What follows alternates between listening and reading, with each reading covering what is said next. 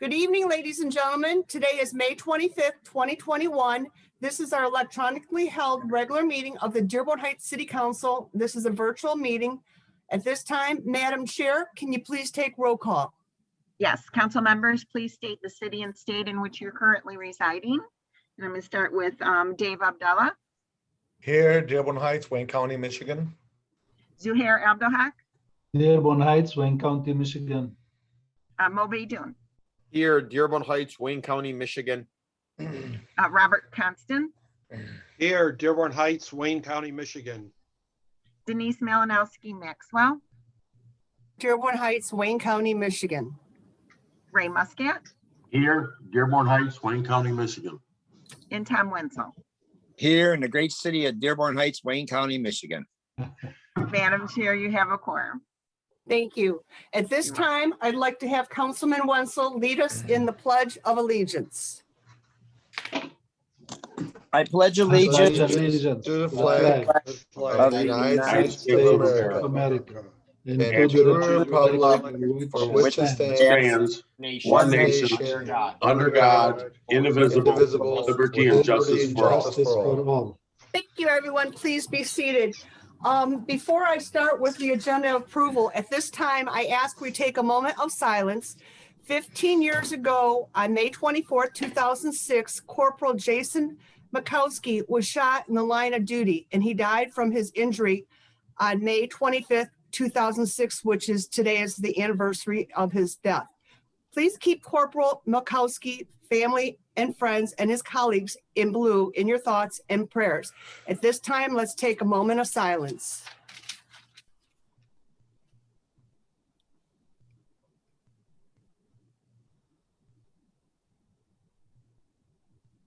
Thank you.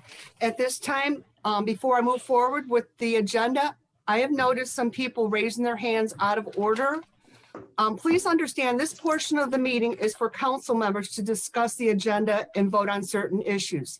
If we feel it is necessary to ask someone from the administration to clarify something, we will direct the question to that individual. If you raise your hand and I don't call on you, please don't be offended. I'm not ignoring you. It's just not appropriate time for you to speak. The meeting has been set up in a specific order for a reason, to preserve the order of business. Also too, I read in our maintenance of order, policy and procedures 502-23, we shall confine ourselves to question under debate, and that's it. We're just supposed to question what is ever before us and not go off on anything else. And that's in our maintenance of order, policy and procedure 502-23. That was brought to my attention, so I'm reading that so we're all aware of it. At this time, I like to start with agenda approval. Madam Chair, Councilman Beydoun, I move that the Dearborn Heights City Council approve the May 25th, 2021 electronically held regular meeting agenda as submitted. Support. supported by Councilman Constant. Is there any discussion? Council Chair. Yes, Madam Chair. Councilman Muscat? Yes, it came to my attention that there's a property at 24127 Courier that needs to be put on the agenda in item 8A for the purchase agreement. The property owner signed the purchase agreement for this home and would like to move forward with the process. So if we could add that address to 8A, it would be greatly appreciated. This is one of the homes that keeps flooding, and it would only help the homeowner get the ball rolling. Councilman, when did you become aware of this? This was just the other day I became aware of it, and I figured I'd be able to just to put this on here today since it's a property that needs to be put on. At this time, my question is, if it was the other day, I did an agenda amendment yesterday, and this could have been easily done and give the council members time to do their research on this property. Can you please explain to me why no one Well- called me well, to add it to the Council Chair, agenda? You know, this is one of the homes that again is in a flood area, and I don't think any of the council people will object to having this home sold so the property owner can get out from underneath it. And that's why I'm bringing it up now, because I truly believe that the council people won't have a problem agreeing with this. This is, Okay, because like I said, it's not, we could have added this yesterday and give everybody time, or even the day before, if you knew a few days ago. Putting it on at the last minute to purchase a home that nobody's had a chance to research, I leave that to council. I question it. I like to be able to check on those properties because I already did on the other ones. And to put it on at the last minute like this doesn't really help us at all. well, I mean, is there some way really we can truly put it on the believe- next agenda so we can check into it? Council Chair, Yes. I'm putting forward the idea to put it on. Now, if it requires another motion afterward, I will be glad to make a motion and have the council people vote on it. But I just think that's just going up and beyond. And I think that if you canvass the council people now, I'm pretty sure that they would agree with me that the property owner would love to have this put on the agenda. I have no problem with that, but I just like to do my research. Councilman Abdullah, go ahead, please. Council Chair, I agree with you 100%. As much as I do want to help out every single resident, including sadly the situation on Courier and on Hanover, I do agree 100%. We got to get that a little bit ahead of time so we can do some research on our end just to make sure everything is, all T's are crossed, all I's are dotted. In addition to that, the different department heads, treasurers, controller, the mayor's office, et cetera, has done what they need to do. So I honestly, I personally would not feel comfortable last second like this, just approving it just based on the emotional part of it, which I do sympathize with, but last second, it won't work for me. Yeah, I agree with you. I have no problem putting it on the next agenda. I'd be more than happy to. If somebody had called me, we could have done it yesterday with the amendment, because apparently it's been this way for a few days. Can you tell me, Councilman Muscat, why no one reached out to me in regards to this? That I can't answer that question. But they reached out to you. Correct. Who was that? Well, it was the administration. So, I mean, who? well, it was the mayor. Okay, yeah, he has my number. If he would have called me, I would have been more than happy to put that on there for him. Okay, next we have Councilman Wenzel. Go ahead, please. Thank you. I was wondering why 13B was taken off. I thought we'd Okay, be, we're not, right now, we're entertaining the possible addition of, what was that going to be again? 8A? Yes, 24127 Courier in the amount of $105,000. oh, okay. Can you repeat the address? 24127. 24127.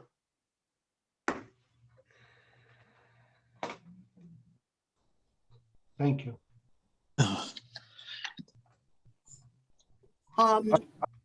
Okay. Now, I'm not too sure if this is part of a grant that has to be done in a certain amount of time. And I definitely would not want to see the homeowner lose out on this. Mhm. Do we have the contract? We have the contract in our packet. Let's look at it and see what it says. If there's a date on it, because I've got it printed up here. Let me see if I can find it.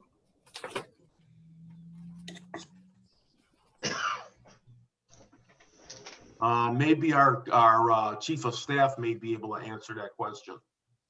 Well, we do have a copy of the contract here. Let's look at it, because I'm not seeing any time sensitive things in here. Yeah, it doesn't have an end date. They entered into it on May 13th of 2021 is when the other ones did.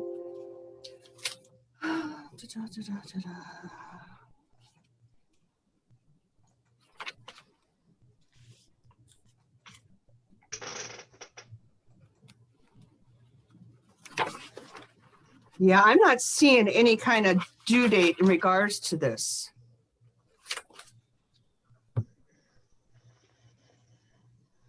Hold on a minute.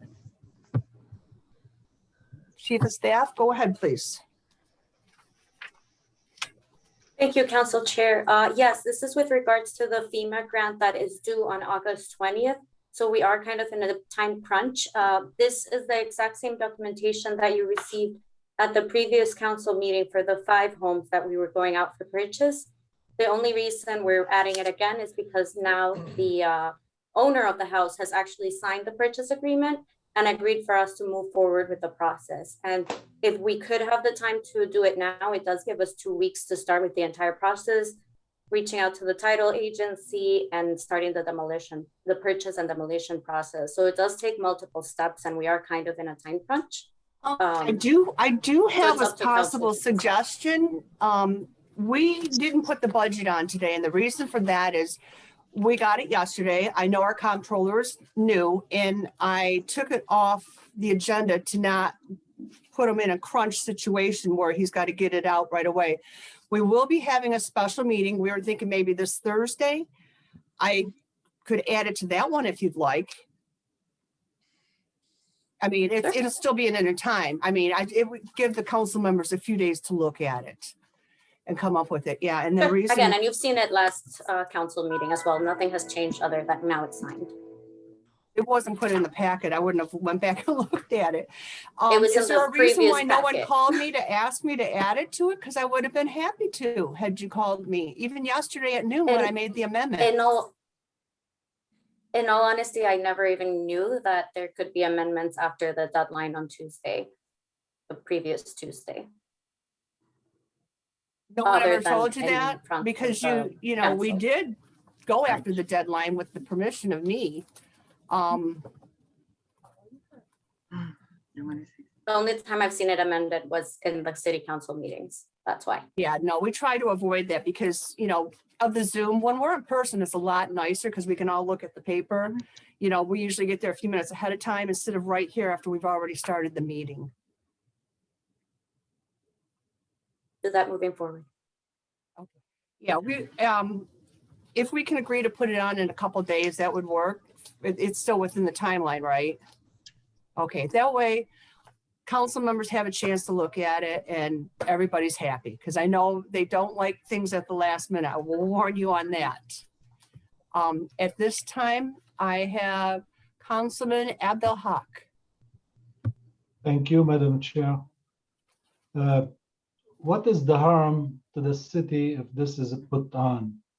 And my question to Mr. Jamal, I believe we have to pay 25% of this grant from the city, and I believe he is trying to get through the FEMA somehow that they give us the 25% back so the city doesn't pay anything toward purchasing those homes. Okay, Is it Councilman, going? right now we are approving the agenda. When we get to 8A, we can ask Mr. Hassan. Okay, is Ray willing to make a motion to add that? We've agreed with Chief of Staff to put it on Thursday in a special meeting we're going to be having to avoid any conflict and make the council members happy that they can verify it before Wednesday. So at this time, I don't really see a need to have a motion. Councilman Abdullah? Council Chair, I just want to say for the administration, and they're saying they don't want to be delayed, but one of the things that you can do, and I'm just telling you based on my experience in my real estate business, you could get the process started right now with the title company since that purchase agreement was signed by all parties. No, it wouldn't be official title work. Just send it to them, tell them I want to get the, I don't know about FEMA, I'm talking about in terms of title companies. And tell them I want to get the title work started. I'll have the official approval on Thursday. It shouldn't delay you any if you send it to them to, you know, today or tomorrow, or whatever. And again, that's just based on, you know, my business. If I don't have a purchase agreement signed, but I know it's going to be signed on Thursday, but I need title work, I'll let the title company know, here's the terms, here's the price, the address, the seller's name, buyer's name. Get me title work started on this, and I'll get you the rest of the information on Thursday. In my business, it's doable. I don't know if there's something on your end I'm missing, but I'm just saying in general. At It this has to be time, approved by the mayor. And that's why It has we're to, I'm asking sorry. for approval from city council to be approved by the mayor to move on with the process. But we can wait until Thursday. Okay. Councilman Constant, did you have a question in regards to the No, I was agenda? just going to agree with Councilman Abdullah regarding contacting the title company and getting the process started. But it sounds like it'll be on Thursday, so. Yeah, I'm all that way set. it gives everybody a couple days to look at it. Everybody's happy and we accomplish what we're trying to accomplish. Okay, at this time, is there any further discussion in regards to the agenda approval? Council Chair. Councilman Wenzel? Yes, my question from a few minutes ago was why 13B was removed from the agenda. Yes, I did explain that. The reason we removed 13B is council needs more time to look over the budget. The budget is the most important thing we as a body vote on throughout the whole year. And as you know from experience, when we pushed through the union contract, there was things that were not correct in it, and it took us almost a year to correct it.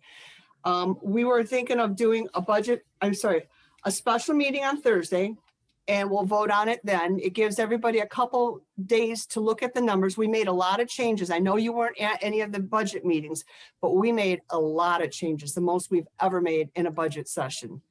So I want to make sure everybody's comfortable with the budget and have all their questions answered before they vote on it. Were they complaints about not having enough time? Yes, there were. Okay. I mean, this isn't going to cause us to delay this any, because it's come June, or is it June 6th or something? 6th, but Thursday, we're still in May. We've got a week from next Tuesday, or no, next Monday. A week from next Monday is the deadline. So if we do it this Thursday, we're still in compliance with that restricted time that we have to have it done by.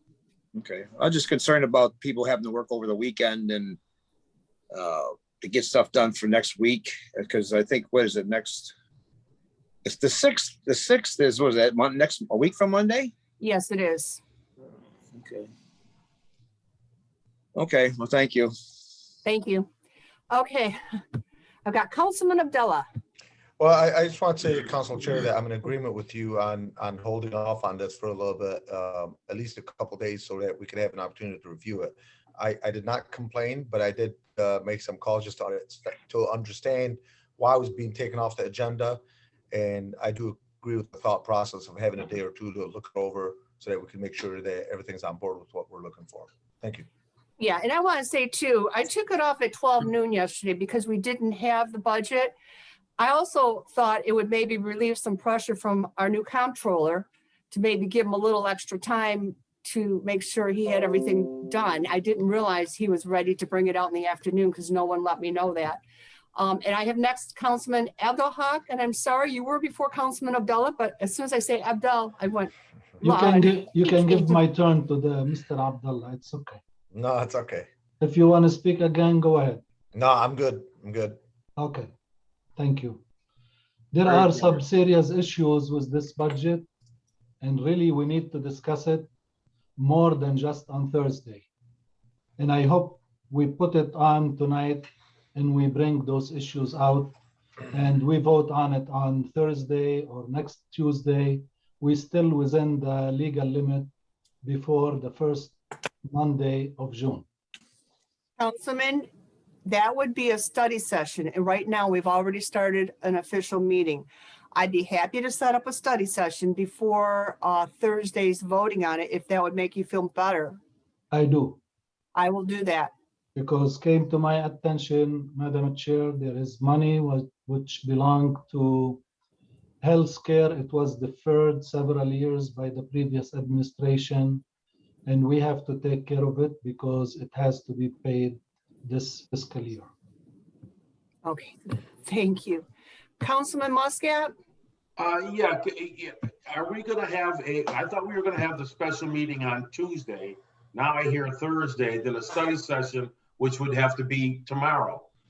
Study session can be before the meeting on Thursday, if you want. Okay, well, that's. The reason I'm doing Thursday is I didn't think anybody wanted to delay the budget. I was hearing people wanted it done sooner. I mean, if everybody, I'll let you decide Tuesday or Thursday. Either day is fine with me. Everybody as a body decide. I'm okay with whatever. I would prefer a Tuesday myself. Okay. We're coming up to the holiday weekend and people want to get out of town and do things. Okay.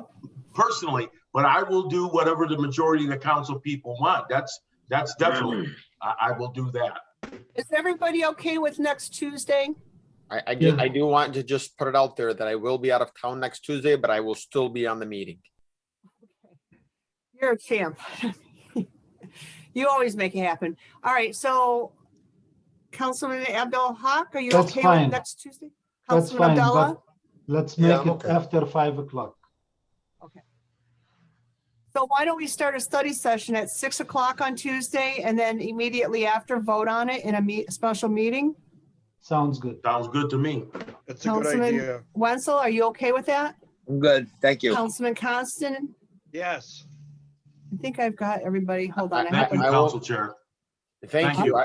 I'd love it for it to be 6:30, but if 6 works for everybody, I guess we can do 6. I'll do 6:30. Thank We'll you. do 6:30. Thank you. 6:30 That's better. Tuesday. Thank you, Okay, Council Chair. no problem. Like I said, we'll figure it out.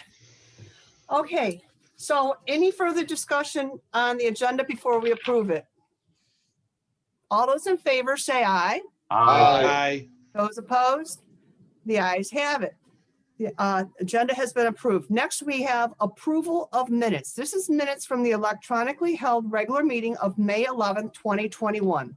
Madam Madam Chair, Chair, Councilman Constant, I move that the minutes from the electronically held regular meeting of May 11th, 2021 of the Dearborn Heights City Council as attached at 4A be approved. support. supported by Councilman Baydoun. Any discussion? All those in favor say aye.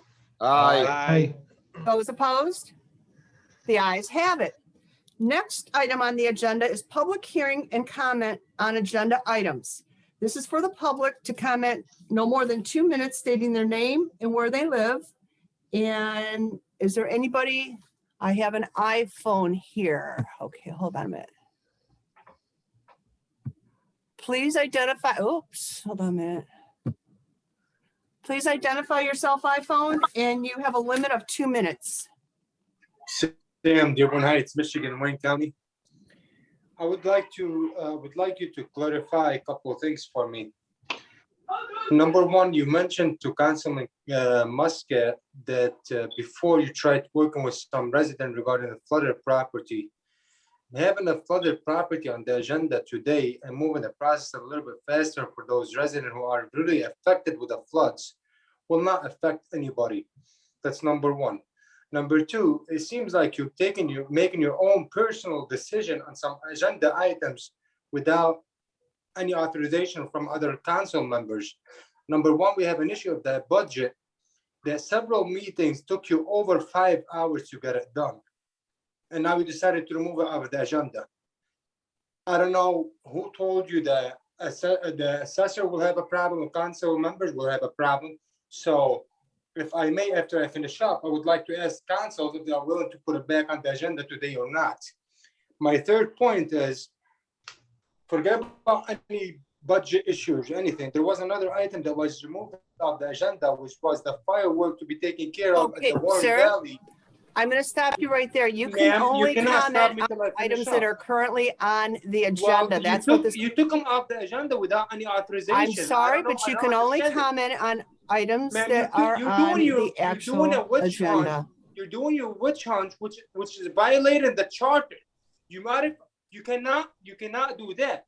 You can ask Mr. Miyake how long you have to publicize that. There's nothing funny. If you want to act stupid and just laugh about stuff, we are the Okay, sir, taxpayers. if you're no longer Absolutely going to nothing. comment on agenda items, I'm going to need to mute you. I will give you 5 seconds to prove that you're going to Well, I got a continue on question an for that. agenda I got a item. question for the Attorney Miyake, if you would like to answer before you finish up your meeting. No questions allowed. I'm sorry? This is agenda comment only. And it's based on the agenda that you changed yourself without any authorization, ma'am. Yeah, I'm going to have to mute you, sir. I'm really sorry, but this is not the proper place for you to be speaking, and I apologize, but I tried to let you say something. Apparently, it is for agenda items only. Okay, next I have Chief of Staff. Go ahead, please. You have 2 minutes. Thank you, Council Chair. I would like to ask for item, I'm sorry, 7B, to be referred back to the administration. Well, I'll read that when we get to that point. Thank you for letting me know. Okay, any other public comment?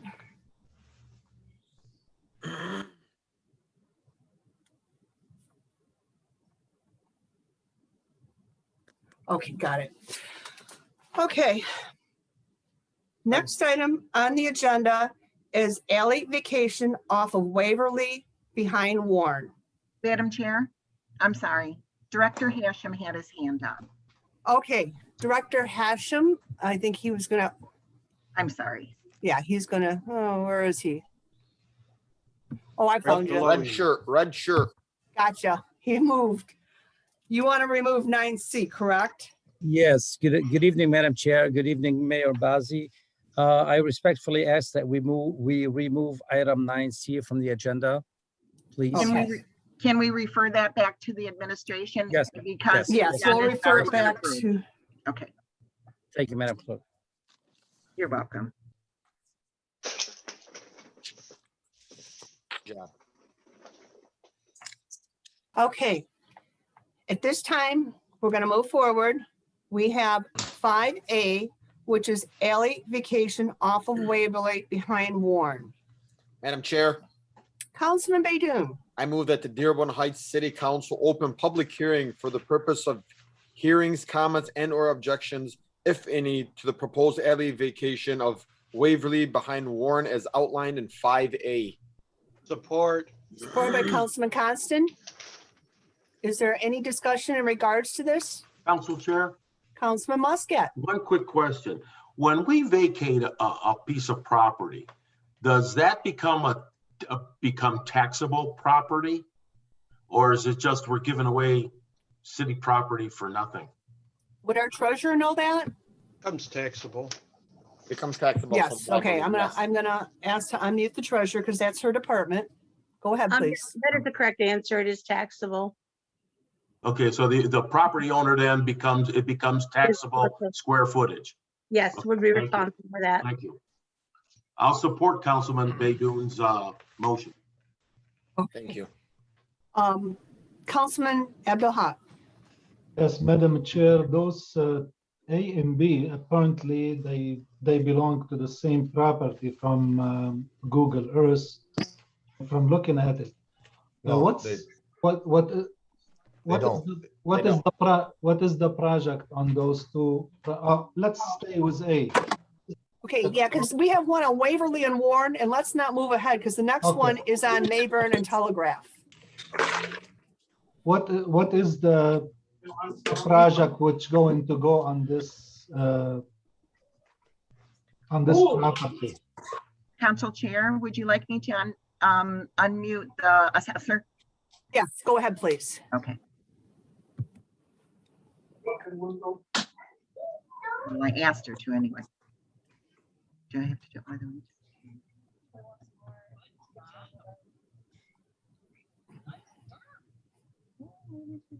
I tried. Oh, Kim, you there? Yeah, I'm here. Sorry, there was a dog situation. It's been handled, hopefully. Okay, there you go. I get, Okay, so I heard there was a question. I don't have what their project is on this one exactly. I think he just wants to repave everything as far as I know. Because they're already kind of using this as parking back there. It's just never officially been theirs and they've never paid for it now. But now it would basically just be converting what they're already using as a drive entrance and parking into tax payable land. Okay, thank Madam you. Chair, Now, what business is this again? It's two different businesses. Okay, Councilman Abdullah, go ahead. So there's two different businesses there. One of them is a medical facility and one of them is, I think, physical therapy or dentist, sound like that. They're both something medical. And they're both, from what I understood from the last meeting we had, maybe a few meetings back, and also spoke with our assessor, they were using that particular parcel of land anyways. It just now becomes officially theirs. But I do want to point out to the council, when I drove by it, this is it goes from Waverly and it ends at the cemetery. So really, it's an alley to nowhere. It's just for those two businesses. If you want to use the alley to get into their businesses, it's right behind the Stitt Center.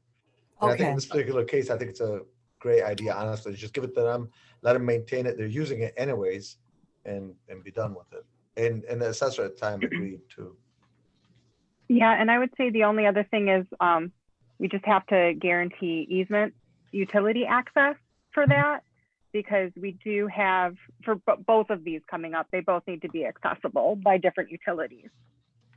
Right. And then also in answer to Councilman Abdul Haq's question, for whatever reason on Google Maps, it always comes up, they both come up with the same spot, but they are completely two different spots.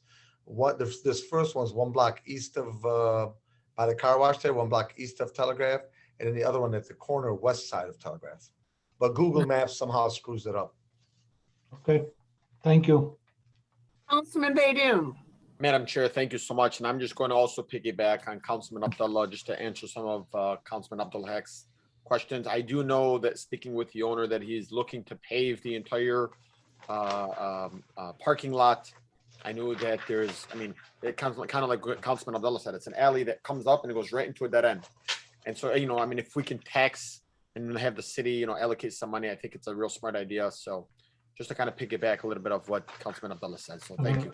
Madam Chair, just another question. Councilman Abdul Haq, I've got the mayor next, please. And I'll Thank you. put you down as next. So, yeah, both of you are correct, Council Chair Pro Tem Abdullah. I also spoke with the owner. He's concerned also about they're gonna do like a daycare over there. And they're concerned about the safety of children, you know, in the lot. So that's why they want to do that, say vacate, so nobody goes through their area just like anybody with their vehicle. So I think that's a good idea. And as mentioned, you know, also generates more tax revenues for the state or for the city, sorry. That'd be great. That'd be great to have someone to put your kids, my wife, send the kids over there, huh? Yeah, I did a tour. It's really nice place. Yeah. Okay, at this time I have Councilman Abdul Haq. My question was answered. Thank you. Okay, you're welcome. At this time, is there any further discussion before we vote on the alley vacation off of Waverly behind Warren? All those in favor say aye. Aye. Those opposed? Madam Chair, I don't know if the public got a chance to, if there was anybody in the public that wanted to comment. I know the Okay, council. you know what? I will open it up to public comment or from the public. And this is in regards to the alley vacation off of Waverly behind Warren only. Corporate Counsel Miyake, go ahead, please. Yeah, I was just going to note it. It sounded like you had a motion to go into the open hearing, but I know that you ended up actually having a vote on that. I could be mistaken. You're right. Sorry. Yep. Okay, Thank you. let's get a vote to go into the open hearing. All those in favor say aye. Aye. I don't know.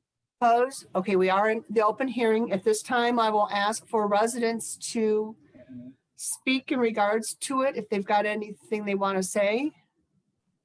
And I'm not seeing any hands. Okay, at this time, let's take a vote on it.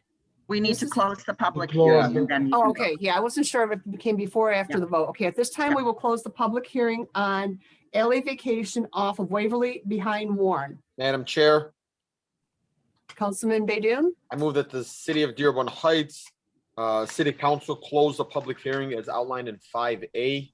Support. supported by Councilman Muscat. All those in favor say aye. Aye. Those opposed, the ayes have it. Okay, at this time, we have closed the public hearing. And we will take a vote. This is for the alley vacation off of Waverly behind Warren. Do you want to read the motion on it? Yes. Well, no, this is the vote on that. All those in favor say aye. Aye. Aye. Those opposed?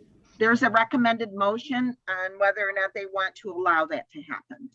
Okay, go ahead, Councilman. I move that the city of Dearborn Heights City Council approves the alley vacation off of Waverly behind Warren.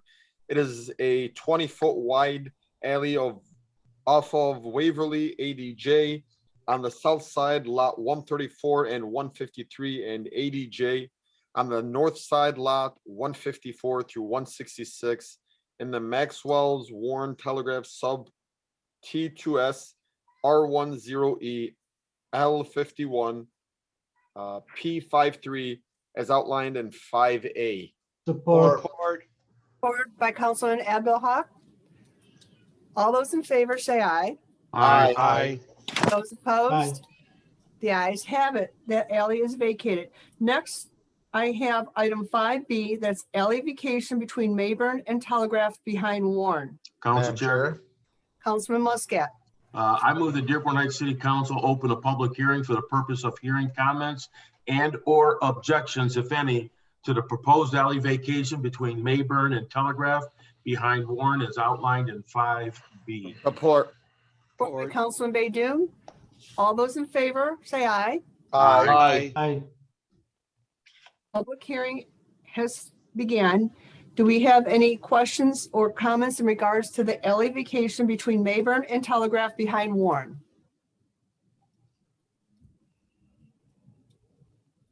Madam Chair, Councilman Abdullah? I'll comment either as a resident or as a councilman, whatever you prefer, it doesn't matter. But either way, I do want to say that I'm glad that that particular parcel of land is going to be developed because that's been kind of an eyesore for a lot of the residents right near there.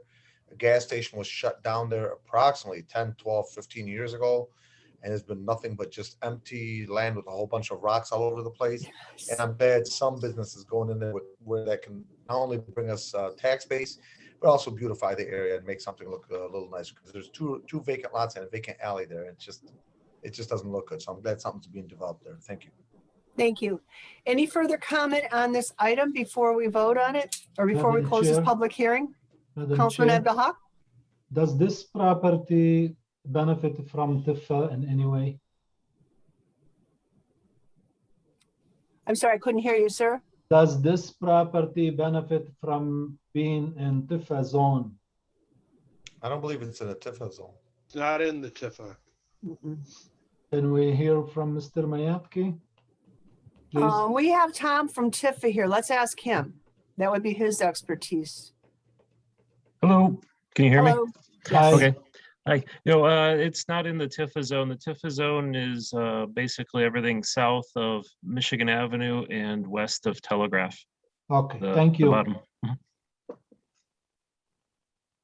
you. Is there any further discussion in regards to this before we close the public hearing? Okay, at this time, do I hear a motion to close the Council Chair. public hearing? Council Chair, Councilman Muscat? I move the Dearborn Heights City Council close the public hearing as outlined in 5B. Support. Support. Support by Councilman Baydoun. All those in favor say aye. Aye. Those opposed? The ayes have it. So next, we are entertaining 5B, that's the alley vacation between Mayburn and Telegraph behind Warren. We will be voting on it. Who would like to make the Council motion? Chair, Councilman Muscat. I move the Dearborn Heights City Council approve the alley vacation between Mayburn and Telegraph behind Warren. It's a 20-foot wide alley between Mayburn and Telegraph adjacent on the south side to lot 235 and adjacent on the north side to lot 236 and 241 in Conley's Warren Telegraph sub T2SR10E L51 P71 WCR as outlined in 5B. Support. Support by Councilman Baydoun. All those in favor say aye. Aye. Those opposed? The ayes have it. That alley is also vacated. Next, we have fund transfers and current claims. Madam Chair, Councilman Abdullah. I move that the Dearborn Heights City Council approve current claims 6-1 through 629 as submitted. Support. Support. Support by Councilman Muscat. Is there any discussion? All those in favor say aye. Aye. Those opposed? The ayes have it. Next, under consideration of bids, we have DPW Director Selmy bid award for 2020 to 2021 CDBG water main improvement, Joy Road and Virgil Avenue. Madam Chair, Councilman Baydun. It was Councilman Abdullah, but I mean, Oh, I'm sorry, Councilman Abdullah, go ahead, please. I move that the Dearborn Heights City Council award the bid for the 2020-2021 CDBG water main improvements on Joy Road and Virgil Avenue to Lawrence C. Clark, Inc. in the amount of $1,010,150 and approve an engineering budget in the amount of $80,500 for Wade Trim. This project is funded jointly with 2020-2021 CDBG and water and sewer funds. In addition, authorize the mayor and city clerk to sign the contract on behalf of the city and authorize the comptroller's office to return all bid bonds to the companies that participated in the bidding process as outlined in item 7A. Support. Or by Councilman Constant. Councilman Abdul-Haq, did you have a question? Yes, definitely. We do have $80,000 for weight trim. I would refer this back to the administration to have the city engineer look at it, because there is a possibility of saving lots of money on this portion of it. I don't mind to approve the portion, the other portion of the, request, but the engineering part has to go through the city engineer. I refer that portion back to the administration, please. Is that even possible? That is very possible that we don't have to put both of them together in the same motion. He could have put them separate, but Mr. Selmy put both of them to approve both of them together. I rather, since it is, big sum of money and we have city engineer who is professional engineer, I like him to look at it. Maybe there is a few $1,000 saving in it. Councilman Muscat, go ahead, please. Can we, is Mr. Dave available to see if he even has looked at it already? I don't know that. So we could ask him if he's already looked at it, and we can solve this real quick if he said he's looked at it. If he look at it, I will pass. If not, I like it to go back. Okay, let's see if he's in on the meeting. That would be the best thing to do. He's there. Oh, there he is. I'm sorry. There you are. Go ahead, sir. I have not looked at it, no. Madam Chair, may I ask Mr. Ali,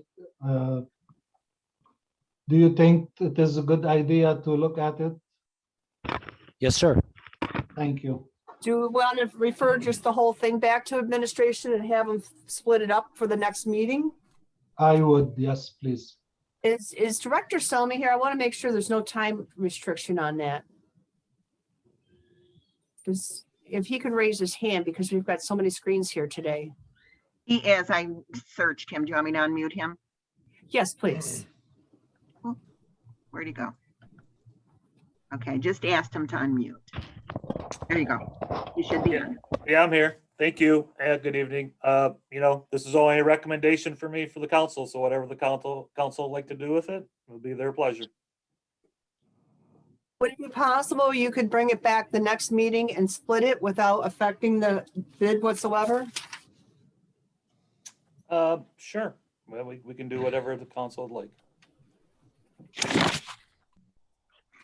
Would someone like to make a motion to refer it back to the administration? Council Chair. Wait, we've got a motion on the table. We got to vote on that Yes, first. we do.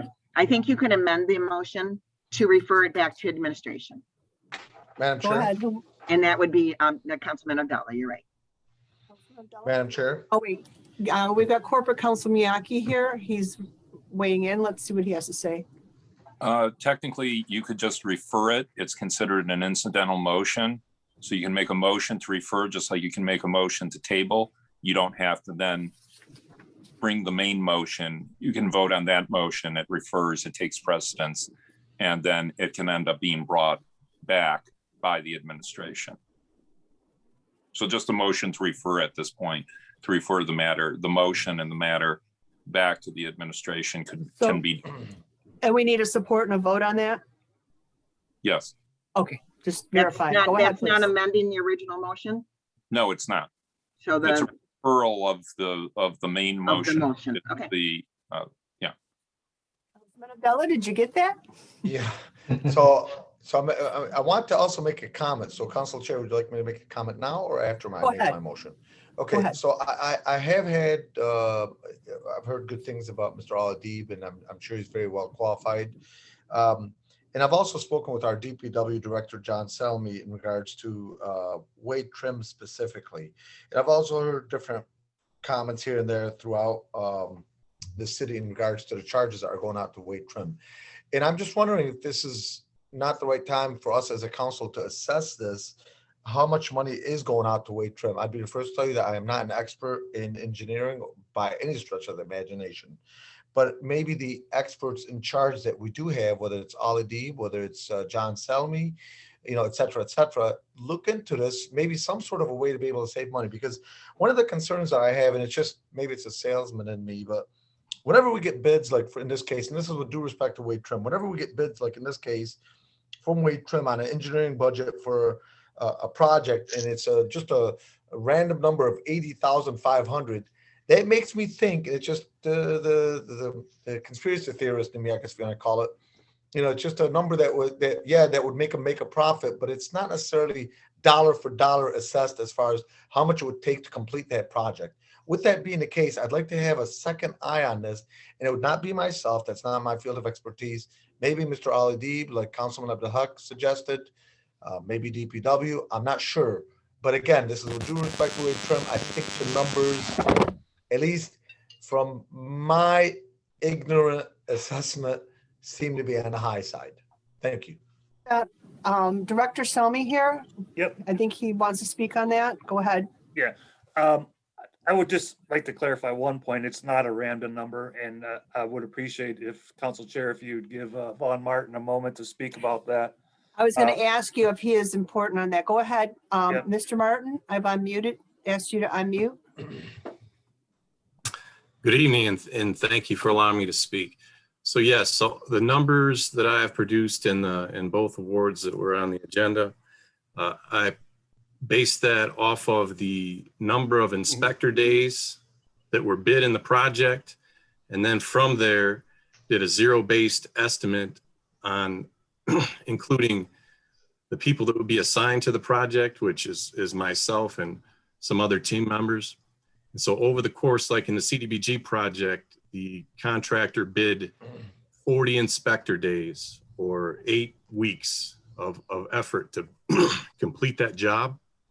So over those 8 weeks, I applied hours for the people that would be completing the work in contract administration and construction engineering. And that's how it came up with the numbers that you see in the award letters. So, and I'm happy to provide that information if you folks want it. So one thing that's noted in the past, and under the previous administration, things were done one way, and now I'm the new city, not the new city engineer, but new city consulting engineer. And so attempting to incorporate more detail. And so, clarity is key, and weight trim is not hiding anything. And the numbers that you see there are within the range. Like if you look, most engineering firms will, for contract administration and construction engineering, they will be somewhere in the range of 7 to 8% of the bid amount, and then an additional 1.5%, 1 to 1.5% for testing. And if you'll note that the numbers are well within that range. And so to answer your question, yes, it's not a random number. I put a lot of effort into that. Sure, and I totally respect that. And again, I have no reason to suspect that weight trim, God forbid, is up to no good. But with that being the case, at the same time, us as council members, at least I'll speak on my behalf. Again, this is not my field of expertise. So when we receive a packet and we get the bidding from weight trim, and here, like I'm looking right in front of me right here, you got about a good easily 60, 70 lines of 3, 4 different brackets of numbers and all kinds of 20,000 this, 3,000 that, 200 this, 200 this, 100 that. I'm just saying I'd like to see another set of eyes, objective eyes, look at those numbers just to make sure that the numbers are, going in the right direction. In addition to that, if money can be saved by having one of, and it can be done efficiently, and the logistics can be worked out in a way where it would not affect the project, obviously. But if we had somebody from within our building department take a look at that and save us some money, I think it'd be a great idea. If he or she or whoever it is not able to save us some money, at the very minimal, I would request the administration have somebody that's on our behalf. Of course, John Selmy is one, and maybe Mr. Aladib is another. Take a look at those numbers and make sure they are correct, because us as council people, that is not our field of expertise to be able to determine if those numbers jive or not. And again, with due respect, when I see a number of 80,500, and again, it's not, I'm not saying somebody's up to something, but it just raises a red flag that, not a random number, but can some fat be cut off of those numbers? Thank you. Sure, and we are absolutely happy to share whatever, any and all backup documentation and go through that with anyone in the city of Dearborn Heights. Great, thank you. Corporate counsel, did you want to weigh in on that? I just wanted, since there's been a delay, to maybe recommend the language for the motion. If council wants to. Yeah, we should, we've already agreed to refer this back to the administration. We're getting too far off here because it's going to come back to us again anyways. Then if I may. Yes, please do that. It would be, I move to refer item 7A and the motion to approve it back to the administration. In the motion to approve it back to the administration? Is that what you said? Yes, you're referring both the item and the main motion. Okay. I'd like to amend my motion, Council Chair. Okay. Yes. Oh, okay.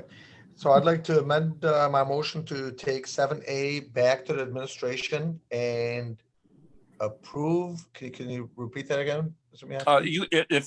If you amend the main motion, then you don't have to end up actually doing the rest of it there. Okay, so thank you. If you're moving Support. to amend to. I'd like to move it back to administration. Support. There you go. Support by Councilman Abdul Haq. All those in favor say aye. Aye. Those opposed? The ayes have it. I know there were some other council members and the mayor who had their hand raised, but this is going to come back before us, so we might as well discuss it fresh when it comes back again, instead of answering our questions now and voting on it, and for transparency for the residents. Next item on the agenda is DPW Director Selmy bid award for Lower Rouge CSO L-42 sewer separation program. Madam Chair, that and C were taken off the table. 7B, 7C. B still Weren't on. they? B is still Oh, on. 7B is still there. Okay, Yeah, 7B we is just still need, there? you need to refer it back. They were asked, Councilman Abdullah, to refer it back to administration. Okay, that's what I was talking about. I Okay. think that's what Mariana asked, I believe. Yeah, I agree. So somebody will just have to make Now that. I've got 8B going back to the administration. I'm on 7B. You're on 7B. That's the one that Yes. they wanted to go back to administration. Oh, okay, because I had it marked as 8B. Madam Chair, 7B, okay, then that, we'll 7B. refer that back. Yeah. Okay, 7B, can somebody make the motion to refer that back to the administration? I will. I make the motion to refer 7B back to the administration. Support. Supported by, was that Councilman Constant? Abdallah. Abdullah, okay, because you guys were both lit up. Okay, Councilman Wenzel, did you have a question? No, I was going to say that that's the same situation we have in 7A. 7B is about the same thing. That's why I think it's going to be, we should refer it back to administration. Thank you. Okay. Councilman Abdul Haq? Madam Chair, I just want to make a comment. I have no doubt that the Director Selmy doing a great job. I am a big fan of his work, and I have nothing against weight trim, but it is a good practice in any municipality that every 5 years you go out and test the market to see if you can get better deals on all the contracts. Okay, Mayor, did you have a question? Well, that's twice somebody brought this, so I guess, for transparency, as you always say, wanted to let the residents know. I know Councilman Abdul Haq brought this, and also Council Chair Pro Tem brought this question. So we had a meeting several days ago with Wade Trim, and we are actually looking at a lot of things. And as mentioned to the council a couple of months ago, that we're assessing all contracts and all companies that we're currently doing business with. So, okay. So I agree with you, Council Chair Pro Tem Abdullah. Yeah, we are assessing everything. And we did have a meeting with the Wade Trim team to go through that, the work or contracts that we currently have or not have with Wade Trim. Okay, thank you. So at this point, we've made a motion to refer this back to the administration, and it was seconded. Are we ready to take a vote on that? Yes. All those in favor say aye. Aye. Aye. Those opposed? The ayes have it.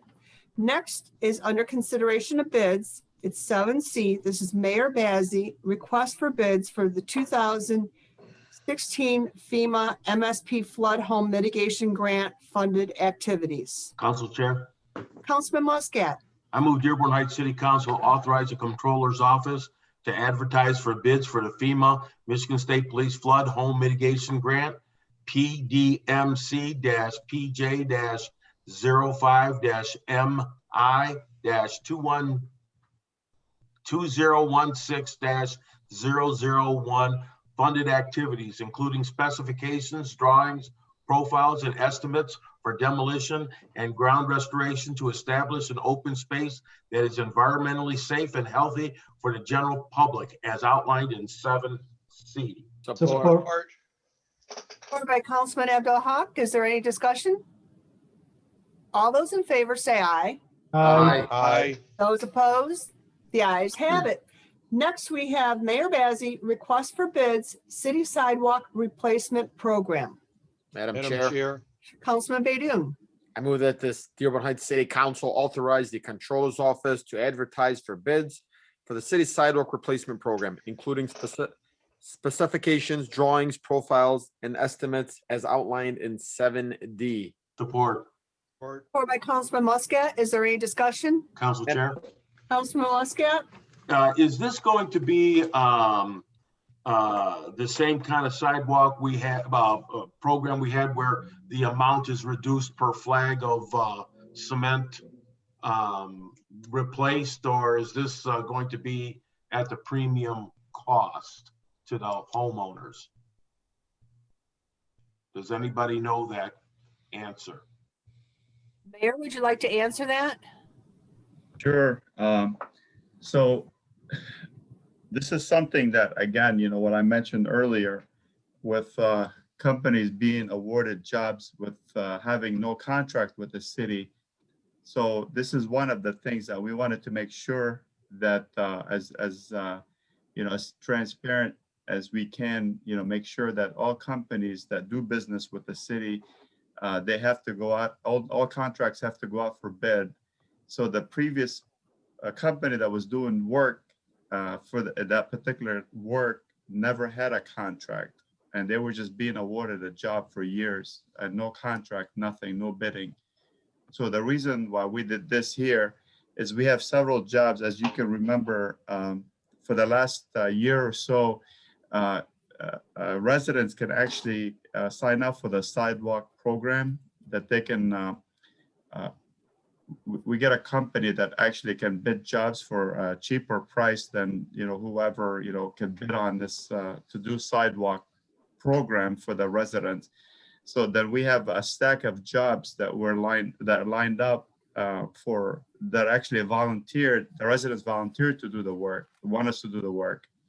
So that's what this is. We want to make sure that we send it out fairly to all companies that they can bid on this. So it's going to be the best bidder. Obviously, they have to follow the specification and make sure that the residents, they have the best, the best quality, best price, And then the city actually controls who does the work, under the proper bidding process.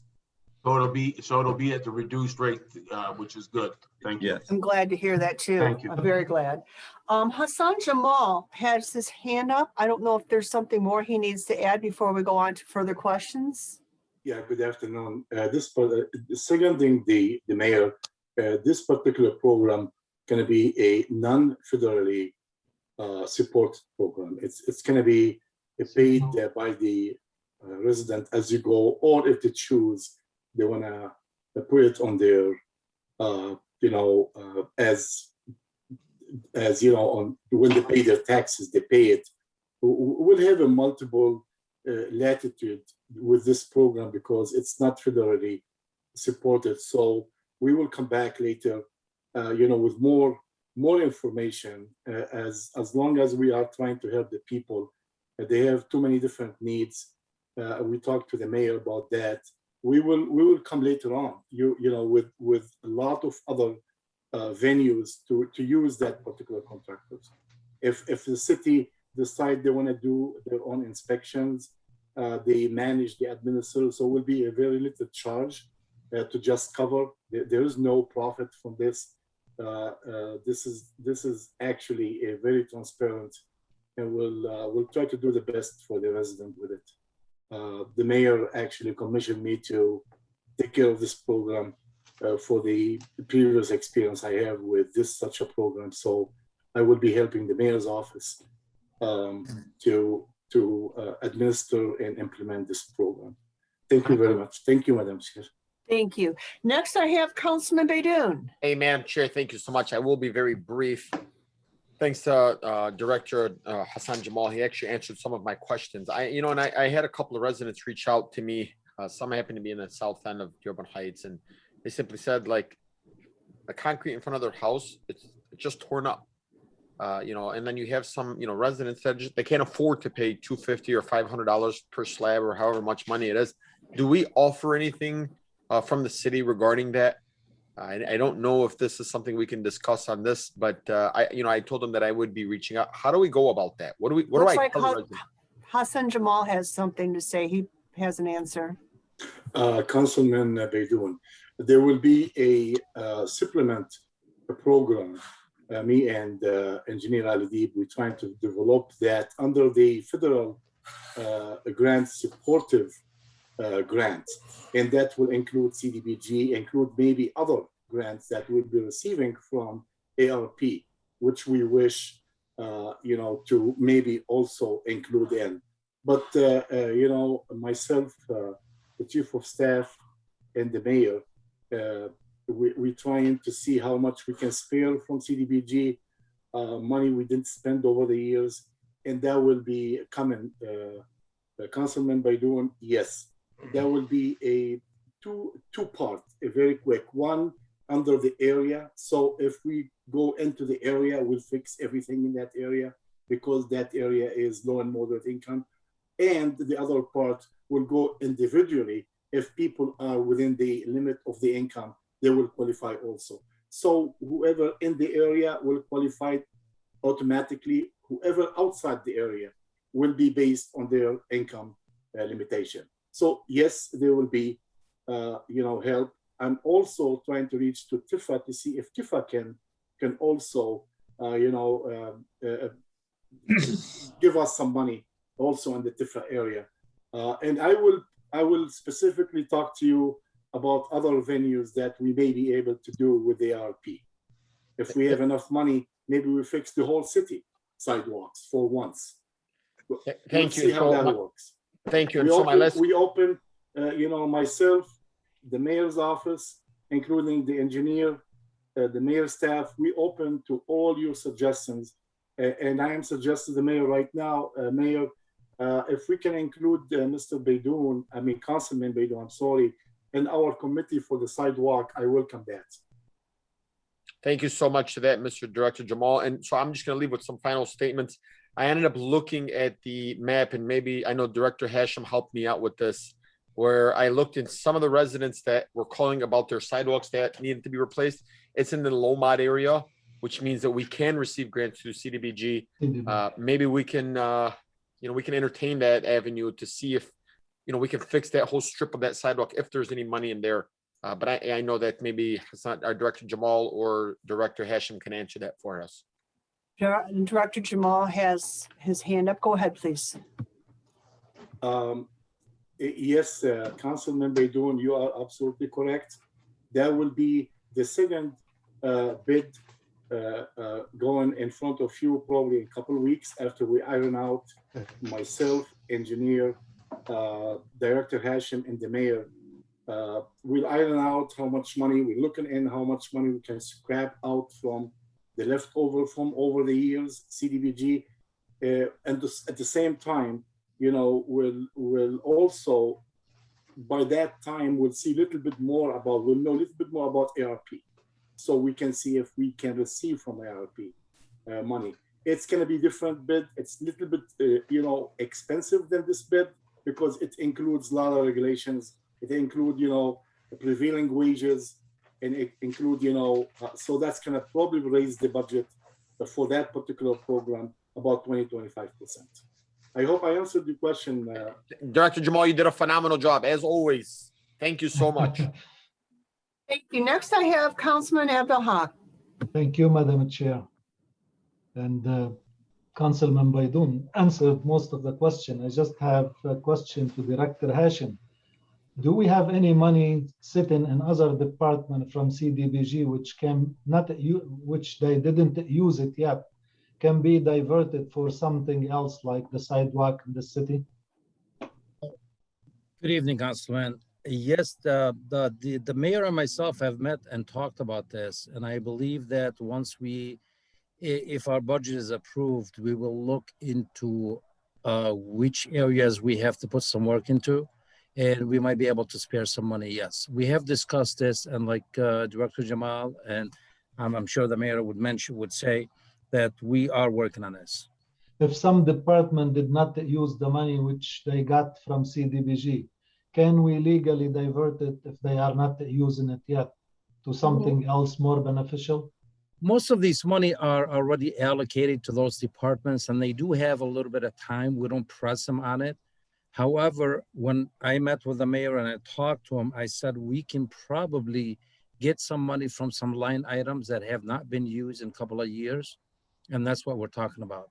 Okay, so thank you. We'd like to give the departments benefit of the doubt and let them work with the money that we allocated to them.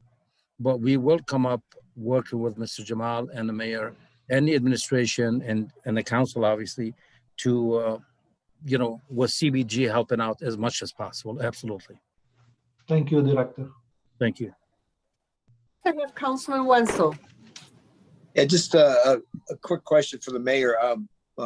Councilman Muscat asked if there'd be a discount on several sections of sidewalk. I know back in our last program, I had to replace 24 sections of my sidewalk living on a corner, and I was charged 24 times the one rate instead of getting a break for having a big, large section removed.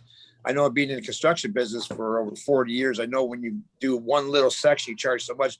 But if you do a lot, you can reduce the rate a little bit. I hope we look into a contractor that'll be willing to work with us on that.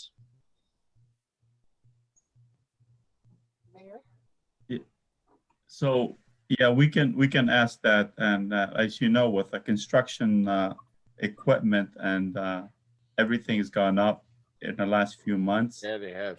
So we will be discussing that with the future contract. Whoever actually bids on these contracts, we will make sure that we'll bring that up, Councilman Wenzel. Thank you. Next, I have Councilman Constant. Thank you, Madam Chair. And yeah, Councilman Baidoun, often the contractor, whoever it is, the squares on your sidewalk get marked and you can get it replaced for like sometimes as low as $60, $70. But I would like to also look at removing trees that are the roots are pushing the sidewalk up. Yes. And causing it to be have to be replaced. There's a lot of residents that, and I'm talking about trees on the tree lawn. because they can, if they get overgrown, destroy the concrete. So I'd like to be able to look at that, removing some of the trees that have outgrown where they're at also. Thank you. Thank you. Next, I have Councilman Abdullah. Well, I just want to make a quick comment that nowadays with everything going on with COVID, it's been hard to get contractors over on almost any job. Even like one particular job of cement that I want to get an estimate on, believe it or not, the contractor that was getting the people out for the estimate went through about 23, and I'm not kidding, 23 contractors before someone was finally able to do it and got paid for it. And I'm just throwing it out there just as a thought, based on the fact that there's not many people doing this type of work right now because of the pandemic, et cetera, et cetera. We're probably going to get either high bids or maybe very little bids that are going to come in. Just maybe tabling this for another month before we go out for bids and keeping the current contractor in, just until it opens up a little bit where we can get hopefully cheaper bids when people have less jobs out. Like right now, they're in high demand. And with that being the case, they're probably going to bid a little higher prices. So I'm just throwing it out there as a thought to the mayor's department. Mayor, would you like to answer that?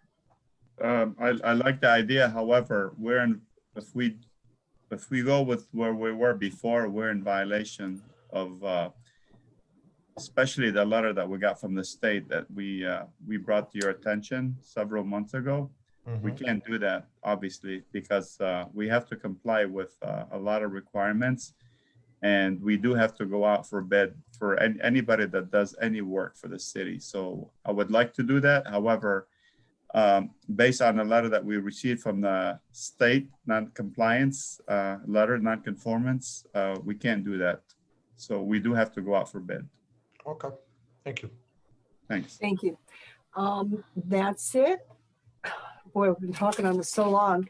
Okay, are we ready to vote on this? This is the request for bids for the city sidewalk replacement program. All those in favor say aye. Aye. Aye.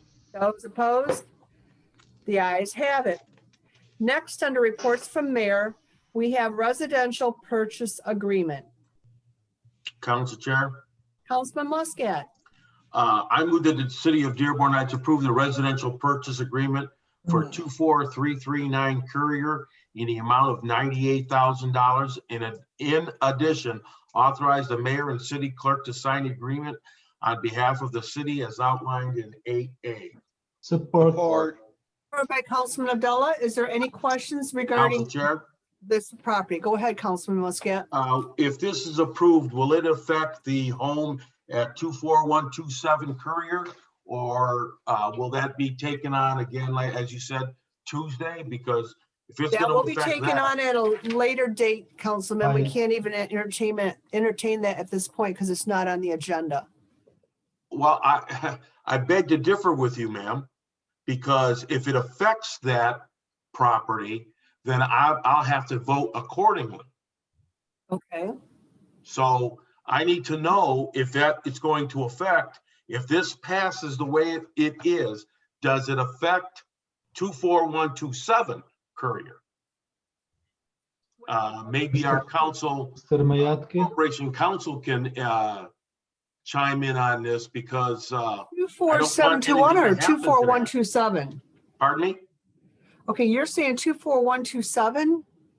That's the one that I brought up earlier at the beginning of the meeting, that I wanted to add in the amount of 105,000 to this. And then we said we would look at that on Tuesday at a study session or at a special meeting. Well, no, we'll on. vote on that at our special meeting and Okay, pass so it. we won't affect this won't affect that. No, we already Okay, agreed. That's all I'm asking. Okay, Thank you. you're welcome. Is there any further questions in regards to this before we vote on it? All those in favor say aye. Aye. Those opposed? The ayes have it. Next, we have Planning Commission appointment. We've been asked to refer this back to administration. This is 8B. So would someone like to make that motion? Council Chair, Councilman Muscat? I move that 8B refers Council back to Chair, the I don't administration. think this was. Wait a minute, there's It wasn't something this wrong. one?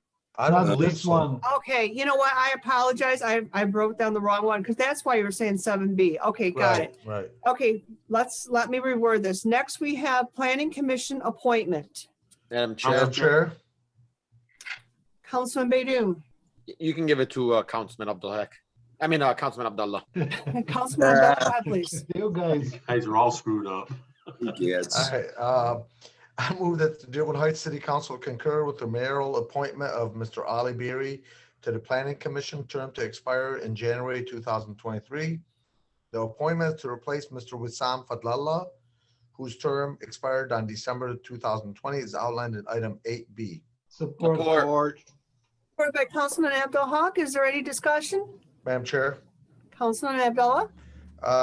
just want to make a little comment. Just want to thank Mr. Wissam Fadlallah for all his time that he's put into the Planning Commission. I know he's been on there for a few years and I know he's done a good job. Wish him the best and I thank him. And I also want to say Mr. Ali Berry, I know is an upstanding citizen. And I know he'll do a great job on the Planning Commission. Thank you. Thank you. Okay. Any further questions before we vote on this? All those in favor say aye. Aye. Aye. Those opposed? The ayes have it. Next, we have Zoning Board of Appeals appointment. Council Chair, Councilman Muscat. I move the Dearborn Heights City Council concur with mayoral appointment of Mr. Scott M. Morgan to the Zoning Board of Appeals, term to expire January 2023. This appointment is to replace Mr. Ali Berry, who recently resigned to join the Planning Commission as outlined in 8C. Support.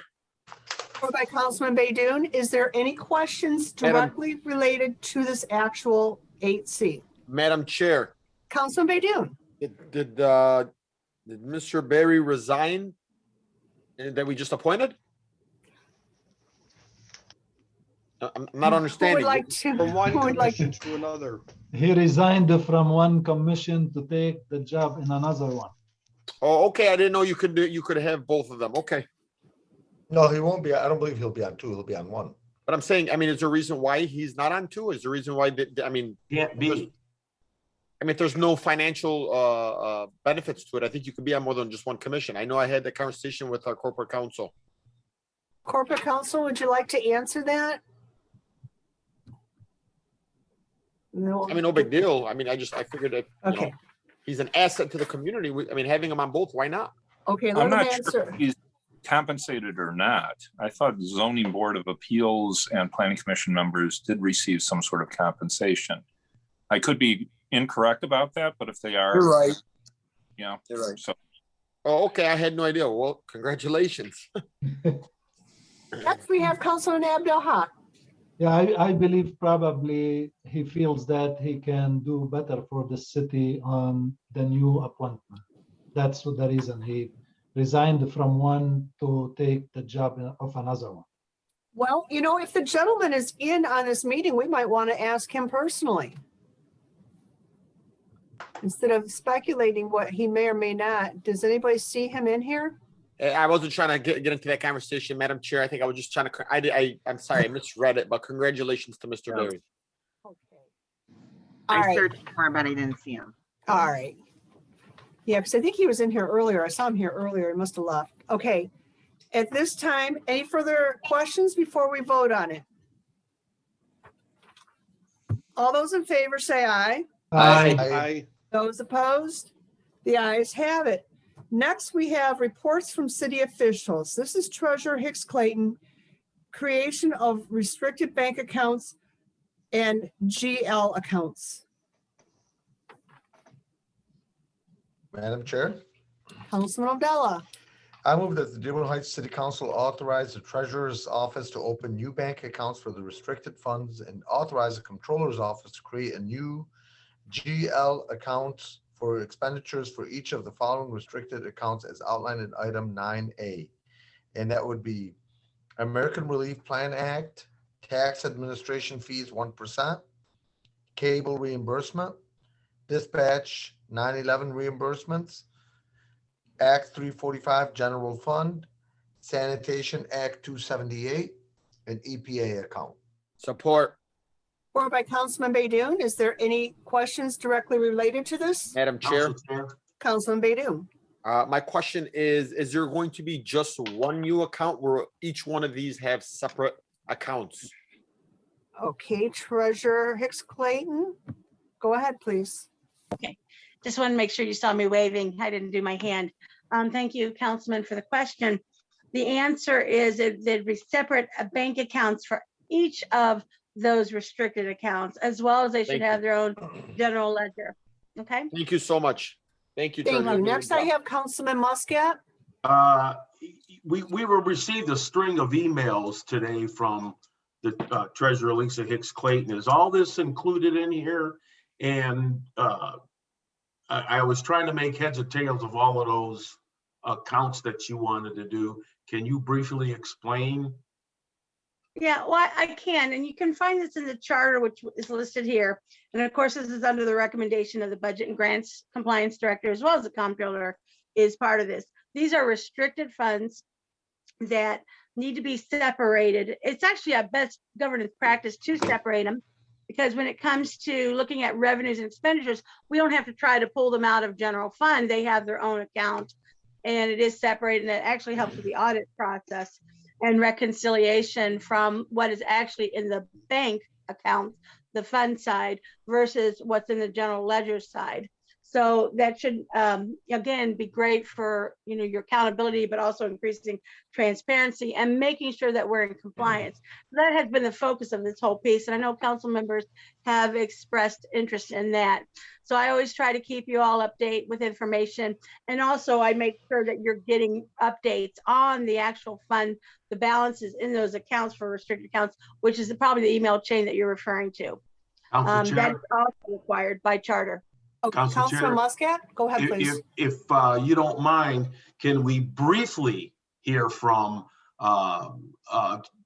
Director Jamal on this to get his insight on all of this? Hey, Director Jamal, go ahead, please. Again, good afternoon. Thank you, Madam Chair. Responding to inquiry from Councilman Muscat, the separation of funds and opening their own account doesn't really have any effect on the way we do business. We do business correctly. It really helps and actually facilitate for you to monthly receive a fund balance status from the treasurer. At the same time, align our general ledger with the account. So we will have an up-to-date, up to maybe 95%, given that there will be some receivable are not posted in general ledger yet, and some expenditures are also not being expended by the treasurer, and that's very insignificant amount. So when you receive every month as demanded, as required by the charter, you, the council, need to do that and to receive it. You will be informed totally. Thank you very much. Thank you. Thank you. Okay, next I have Councilman Abdullah. Madam Chair, I just want to thank the resident that came to our council meetings for the last, I think 8, 9, 10, whatever years, and every single meeting it seemed he asked for this. He's now our Councilman Abdul Haq. So thank you very much for pushing for this. And I think it was a great idea you had, and continue to push for it. And I'm going to see good results. I'd like to also thank our treasurer for putting this together. Thank you very much. Thank you. Next, I have Councilman Abdul Haq. I have a couple of questions. One for Mr. Jamal.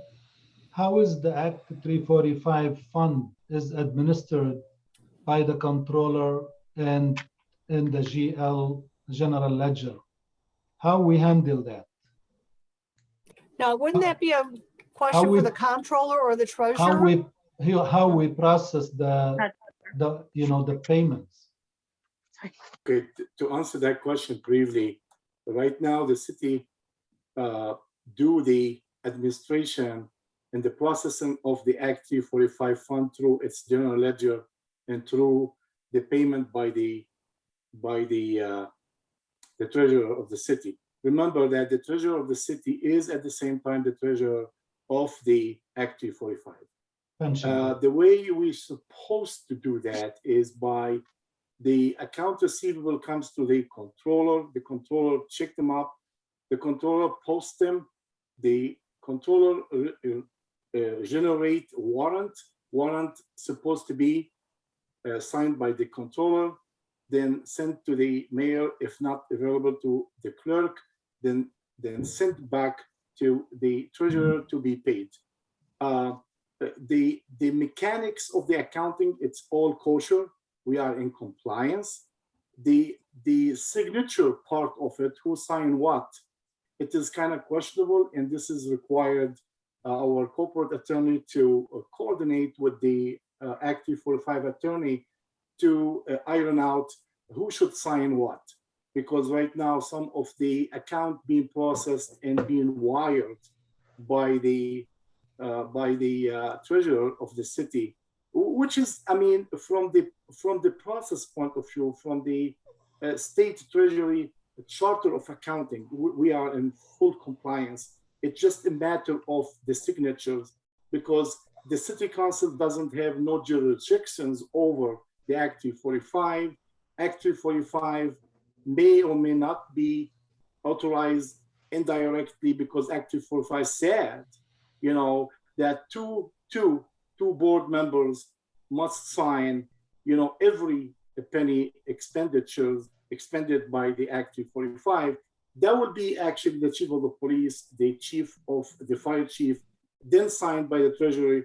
So Act 345, in you know, in a nutshell, you always have a quorum, because it's five, three of them are within the city. So this is really not my level. I'm not going to interfere with this. I let the corporation council. We have a great corporation council, no municipality, one of the best around. Same thing, you know, with the attorney, Ms. Mushad, for the Act 345. I let them iron that out and tell us how the process of the signature will be. Other than that, have a great day.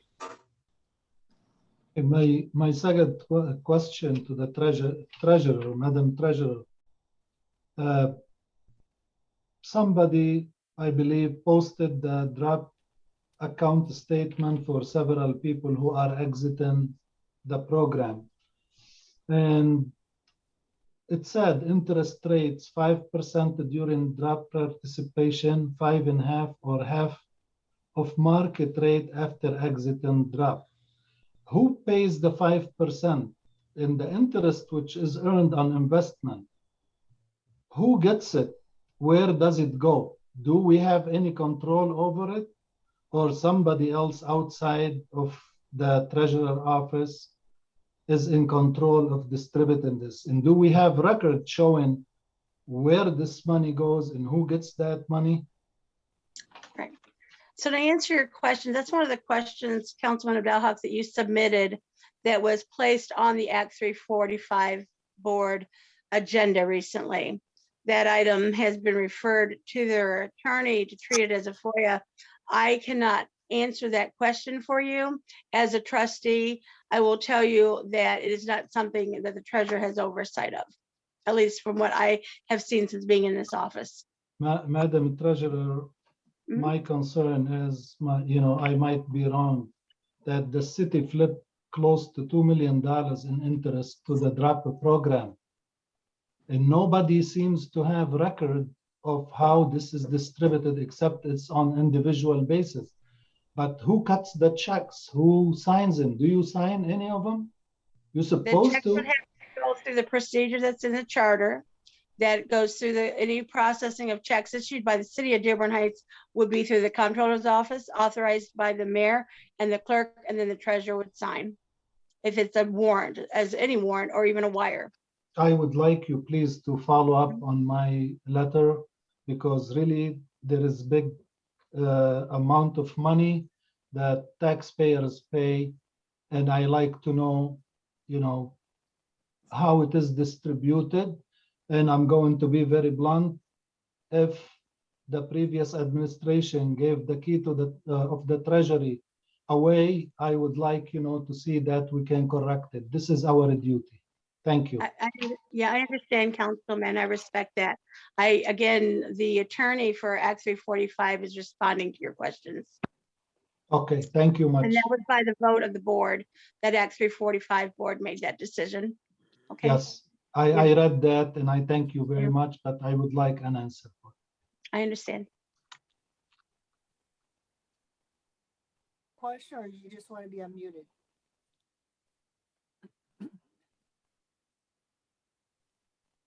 Sarah, I'm done. your audio's not working. Yours wasn't. I think it's on now. Okay, Yeah. mine wasn't working. No, it was real low. Okay. So at this time, are we ready to vote on this? All those in favor say aye. Aye. Opposed? The ayes have it. Next, we have Treasurer Hicks Clayton, summer tax due date extension. Madam Council Chair, Chair. Councilman Baydun. I move that the Dearborn Heights City Council approve the summer tax due date extension from Sunday, August 15, 2021 to Monday, August 16, 2021. Taxes will be collected without penalty fees and late interest through August 16, 2021, as outlined in 9B. Support. Support by Councilman Muscat. Is there any questions? Madam Chair, Councilman Baydun. thank you so much to our treasurer for doing this and not having people to come in on a Sunday, but allowing them come in on a Monday. I think that's very high level of you. So just some kudos.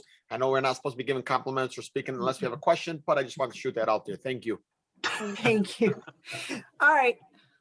Any questions in regards to this? All those in favor say aye. Aye. Those opposed? The ayes have it. Next item is 9C. This is CEDD Director Hashem, Home Construction. He has Council asked us Chair. to refer this Oop. back to administration. So if someone could please make that motion. Council Chair, Councilman Muscat, I refer this back to the administration. Support. supported by Councilman Abdullah. Is there any questions? All those in favor say aye. Aye. Those opposed? The ayes have it. Next, we have CEDD Director Hashem, PY 2021 to 2025 Consolidated Plan and PY 2021-2022 CDBG Action Plan. Council Chair. Councilman Baydun. I'll give it to Councilman Muscat. Councilman Thank you, sir. Muscat. I move the Dearborn Heights City Council approve pay year 2021 to 2025 5-year consolidated plan along with all supporting documentation, including prior years 2021 through 2022 CDBG action plan. In addition, authorize the mayor to sign the certifications SF-424 application and SF-424D assurance on behalf of the city as outlined in 9D. Support. Support by Councilman Baydun. Is there any questions in regards to this? Council Chair, Councilman Muscat. you're doing a great job, Director Hashem. Keep it up. Is there any questions regarding this? Mr. Muscat, no kudos. Hey. Is there any further questions? No. All those in favor say aye. Aye. Those opposed? The ayes have it.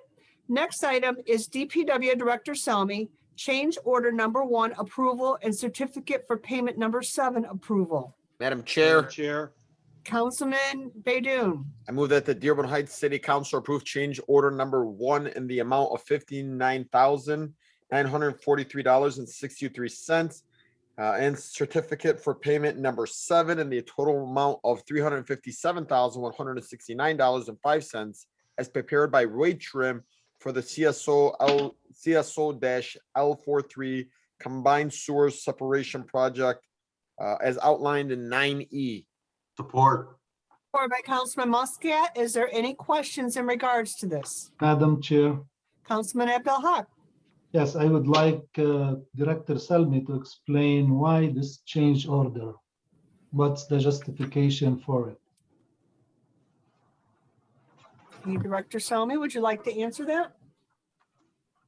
Sure. So if you go to the change order itself, within the packet that was included, item number 1 is concrete pavement removal. There was additional quantities of 710. Concrete drives and sidewalks removal, additional quantities. Some additional quantities of 12-inch pre-chlorinated pipe bursting. Concrete pavement with curb 7-inch, some additional quantities. And go to the next page, then it's putting those quantities back in. Concrete drives, sidewalks, ADA ramps, unit for pavers, remove and replace for pavers, and then some inspector. Okay, Director Salmi, Mhm. why this was not taken into account? Is this something wasn't foreseen when we bid this job out? That is correct. They actually had proposed a change order 6 times the amount of that, and we disagreed with that, and this is where we landed. That seems lots of money, in change orders. I would Well, like, on a $3.5 million project, $59,000 in today's marketplace. Personally, I think that was it's pretty well not. managed. But I would like, us to pay more attention in the future if that possible. And I thank you for everything you do. Thank you, sir. Thank you. Councilman Wenzel. Yeah, Director, you mentioned a 12-inch pre-chlorinated pipe burst. What's that all about? So when we replaced, the part of this project was that we replaced all the water mains in that neighborhood. Pre-chlorinated is the pipe is chlorinated, tested for bacterial samples. Once those pass, then we take a burster that goes into the old water main, basically splits it in half, and we pull the new water main through. Now did you do these on the south end where you were doing the lead replacement, or where'd you do those at? No, this was part of the CSO project, basically CSO? from Beach Daily to Gully, Michigan to the river. Okay, all right, thank you. You're welcome. Are there any further questions in regards to this agenda item? All those in favor say aye. Aye. Those opposed? The ayes have it. Next, we have DPW Director Salmi, approval of tree contract extension. Madam Chair, Councilman Constant. I move that the Dearborn Heights City Council approve the extension of the tree trimming contract with Dearborn Tree in the amount of $90,000 for the term from July 1st, 2021 through June 30th, 2022. The pricing will remain the same as in the May 2019 bid as outlined in agenda item 9F. Support. Supported by Councilman Baydoun. Councilman Abdullah, go ahead, please. Madam Chair, I had a question for our Director Selmy. Go ahead, sir. Okay, ahead. I had a question on page 2 of the form of proposal. Really not so much a question, really more of a concern, and I'm just wondering if you can enlighten me on this. I did notice that the pricing for tree cutting per tree on a 12-inch, 36-inch diameter was $750, and on a 36-inch was $1,500. But then when you look at the emergency price per tree, on one of them it doubled, and the other one it almost doubled during an emergency. And then when you look at tree trimming, it tripled during an emergency. And my concern was either A, taking advantage of an emergency, or B, I want to be convinced that those are regular or normal numbers. So I'd like to get your sense of expertise on this, please, because it seems to be pretty extreme for an emergency, especially when somebody like us has given them obviously multiple jobs throughout the city. So when we have an emergency, I get a little concerned about a contractor that we give jobs to that during an emergency, whether it's a major storm or whatever, double or triple charges us. Yeah, so, and again, this was bid out, this was the lowest bidder. The emergency work is, would be after hours, that would, have that contractor to call his people in, mobilize, so those other factors involved in that. Do we rarely use them on an emergency basis unless it's something that's beyond our scope? We're not taking a tree down in a storm event in the middle of the night. We'll clear the road in-house. If it's too big for us to handle, we'll bring them back in on straight time. I think in the 2 years, I don't know if I can count 1 or 2 times that we even used them for that service. It's in Okay. there for protection for us, though. That suffices. Thank you. I appreciate it. Next, I have Councilman Abdul Haq. Thank you, Madam Chair. Just a question to Director Salmi. When this contract was bid last time? The date? Yeah, when it was bid out. I believe this was a 2 years ago. 2019. Yep, I believe it's in the document in the back. May of 19. And then 14 to 19. Yep, Do we and bid within, it, we bid it within out that- every, sorry, go ahead. yeah, and within that document, it stated that, at the council's discretion, that they could extend the contract on a yearly basis at the same unit cost. Okay, thank you That's very what much. that's what I'm asking for here. All right, thank you. You're welcome. Wenzel, go ahead, please. Thank you. Yeah, I have no problem in extending this contract. Dearborn Tree does outstanding work. They did some work in my neighborhood recently. They cleaned up, very professional. No complaints at all. I've never got a complaint about them at all, so I have no problem at all in extending this contract. Okay. Any further questions before we approve this or disapprove it? All those in favor say aye. Aye. Those opposed? The ayes have it. Next item is Fire Chief Brogan budget transfer. Madam Chair, Councilman Baydoun. I move that the Dearborn Heights City Council authorizes the controller to transfer funds from the capital outlay account at 101-335-981.000 in the amount of $6,263.26 into the fire truck and squad interest account of 101-335-992.008 to cover the interest payment on the fire truck as outlined in 9G. Support. Support Thank by you. Councilman Abdul Haq. Is there any questions in regards to this? All those in favor say aye. Aye. Those opposed? The ayes have it. Next item on the agenda is TIFA Chairman Emery, proposed 2021 to 2022 TIFA budget. Usually we receive, note, and file TIFA items, but on this one, we must take a vote. Madam Chair, Councilman Baydoun. move that the Dearborn Heights City Council approve the proposed 2021-2022 TIFA budget as outlined in 9H.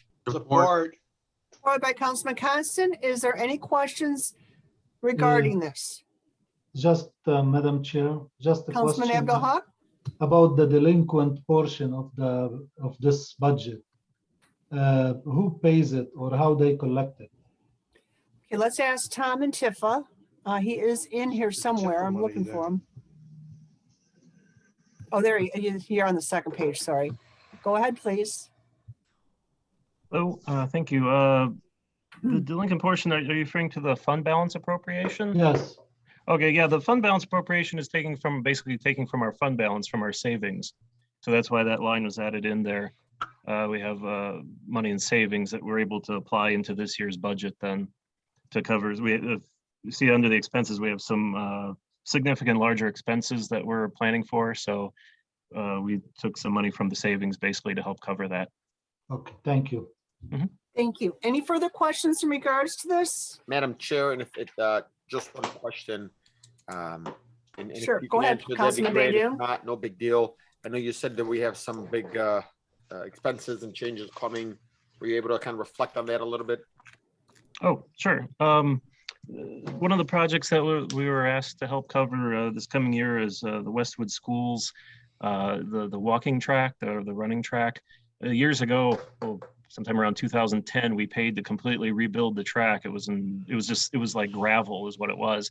So we put in a brand new track. Well, it's coming time for it needs maintenance. So we're allocating around $85,000 to help cover they have to scrape off the top surface and put a new one. So that's one of the items. Another one is, as you know, TIFA is going to be helping to pay for the LED conversion for the streetlights within the TIFA district. So we've allocated money to help cover that. And then we put some extra money into the Van Born project. As things progress, we're hoping we'll be at a point where we can start doing some projects down there, and we'll have the money ready and available for that. Thank you so much. Thank you. Thank you so much. You're welcome. Thank you. Any further Oh, I have Councilman Constant. Go ahead, please. Thank you, Madam Chair. And yeah, the TIFA gets its money from the recapture of the property taxes that would otherwise go to the state also, because it's a low income area, and it's been, very generous for the city and a great program. Thank you. Madam Chair, Councilman Abdul-Haq. I'm sorry to interfere again, but if he can just explain what TIFA does really in the city for my, for my benefit and everybody's benefit and the resident, if possible. Kind of the simplest way I usually put it is basically we're allowed to capture funds that would otherwise go to other places, the state, the county, and keep them locally in the TIFA district. We invest in infrastructure improvements, economic development improvements. We have varying projects over the years. We help support the DPW's headquarters, which is in there. So we're able to help the city that way too, by using that money to help, say, like recently we helped pay for the security and fire system that needed to be installed in there. So that way the city can use their money on other projects. So you basically encourage some businesses to come into low income area, which are designated as in the city. We try to, yeah, well, that's help one of them the, with some money, then you recapture it from the tax later on, after the development is done. That's part of it, yeah. Yeah, we also get even from the houses, all the residential area, the part of those taxes that would otherwise be sent elsewhere, we actually are able to keep here. Okay, thank you very much. Vote on this. All those in favor say aye. Aye. Those opposed? The ayes have it. Next, we have Planning Commission Chair Zamet, recommendation to rezone 24045 Warren Avenue from CX to C2. Madam Chair, Councilman Abdullah? I move that the Dearborn Heights City Council concur with the recommendation from the Planning Commission to amend the zoning ordinance and rezone the property located at 24045 Warren Avenue from its current CX district to a C2 district as outlined in item 9I. Support. Supported by Councilman Constant. Is there any questions in regards to this? Council Chair, Councilman Muscat? can someone tell the public what this actually is going to do? I have Corporate Counsel Miyake ready to do so. Go ahead, sir. Thank you, Ray.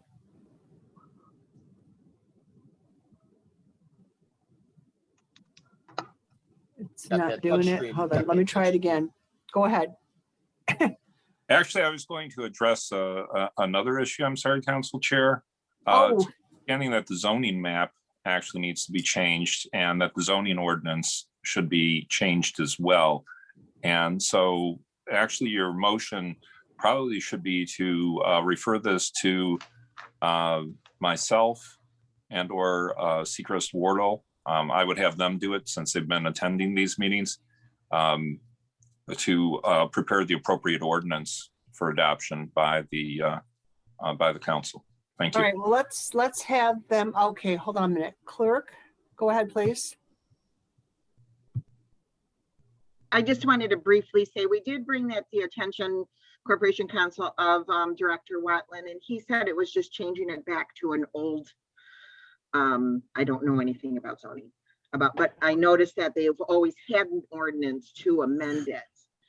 And he had said in these cases, they didn't have to. So okay, that was my recommendation as well, though. My understanding that's incorrect. Okay, thank you. Okay, would someone like to remake the motion and refer it back to our Seacrest Wardle? Madam Chair, Councilman Abdullah? I'd like to amend the motion 9I and refer it back to Seacrest Wardle before they bring it back to the council. Thank you. Supported by Councilman Constant. Any further questions in regards to this? Council Chair, my question still wasn't answered. what would it do for the public once it's changed from CX to C2? What would that accomplish? What is the usage? Madam Chair, is Mark Roberts from Seacoast Water in the meeting? I'm Mark looking, Roberts. and we have Zama. Is Andrea in here? Andrew here? Corporate counsel, can you help us on that? My understanding is that it would allow for some use or development, but the specific development would probably be best addressed by Ms. Zamet if she's in the meeting, since she would be very familiar with this. But I don't know exactly what the change was envisioned to do. I'm sorry. If Ms. Zamet's in here, could she please raise her hand so we can identify her? Because some of these people are not under their regular names. Madam Chair. Okay, go ahead, Councilman Abdullah. I mean, until you find her, I'll just give a little clarification in regards to the zoning. The one that it's going from is CX, which is Commercial Residential Mixed Use District. Okay, and the one it's going to is General Business District. And I guess what's most important is what it's going to. And I could read you guys about 3 sentences that kind of describes it if you'd like me to. Go ahead, please. Okay. High level. So this is the one that it's going to. What was that? That's You're real why high he's level. number one. Okay. So this is what it's going to, which is what's probably most important, so we can vote on that. C2, which is what's going to, is the General Business District. Designated C2 is hereby established to provide for a wider range of business and entertainment activities that is permitted in the neighborhood business district or commercial residential mixed-use district. Uses in the C2 district would include those types of businesses and services typically found in shopping centers and at the junction of principal streets. Such uses generate larger volumes of auto traffic and typically require, and they call it vehicular, but auto, and typically require a greater off-street parking and loading areas. Careful planning is required to integrate general business districts with adjacent areas of less intensive uses. I do want to point out that in general, the zoning that it's going to is more auto, but I do want to point out, and let's not forget that for years and years and years, there was always a gas station. So it was already in the auto. Now they may have gone, I don't know what happened way back when, 80 years ago when they built it, but I'm just saying it was always auto for a long time until that gas station was torn down. And this particular ordinance, I'm sorry, not ordinance, motion is directly tied, I just want to point out to everybody, to 9J, or is that, yeah, 9J, correct, 9J, yep, 9J.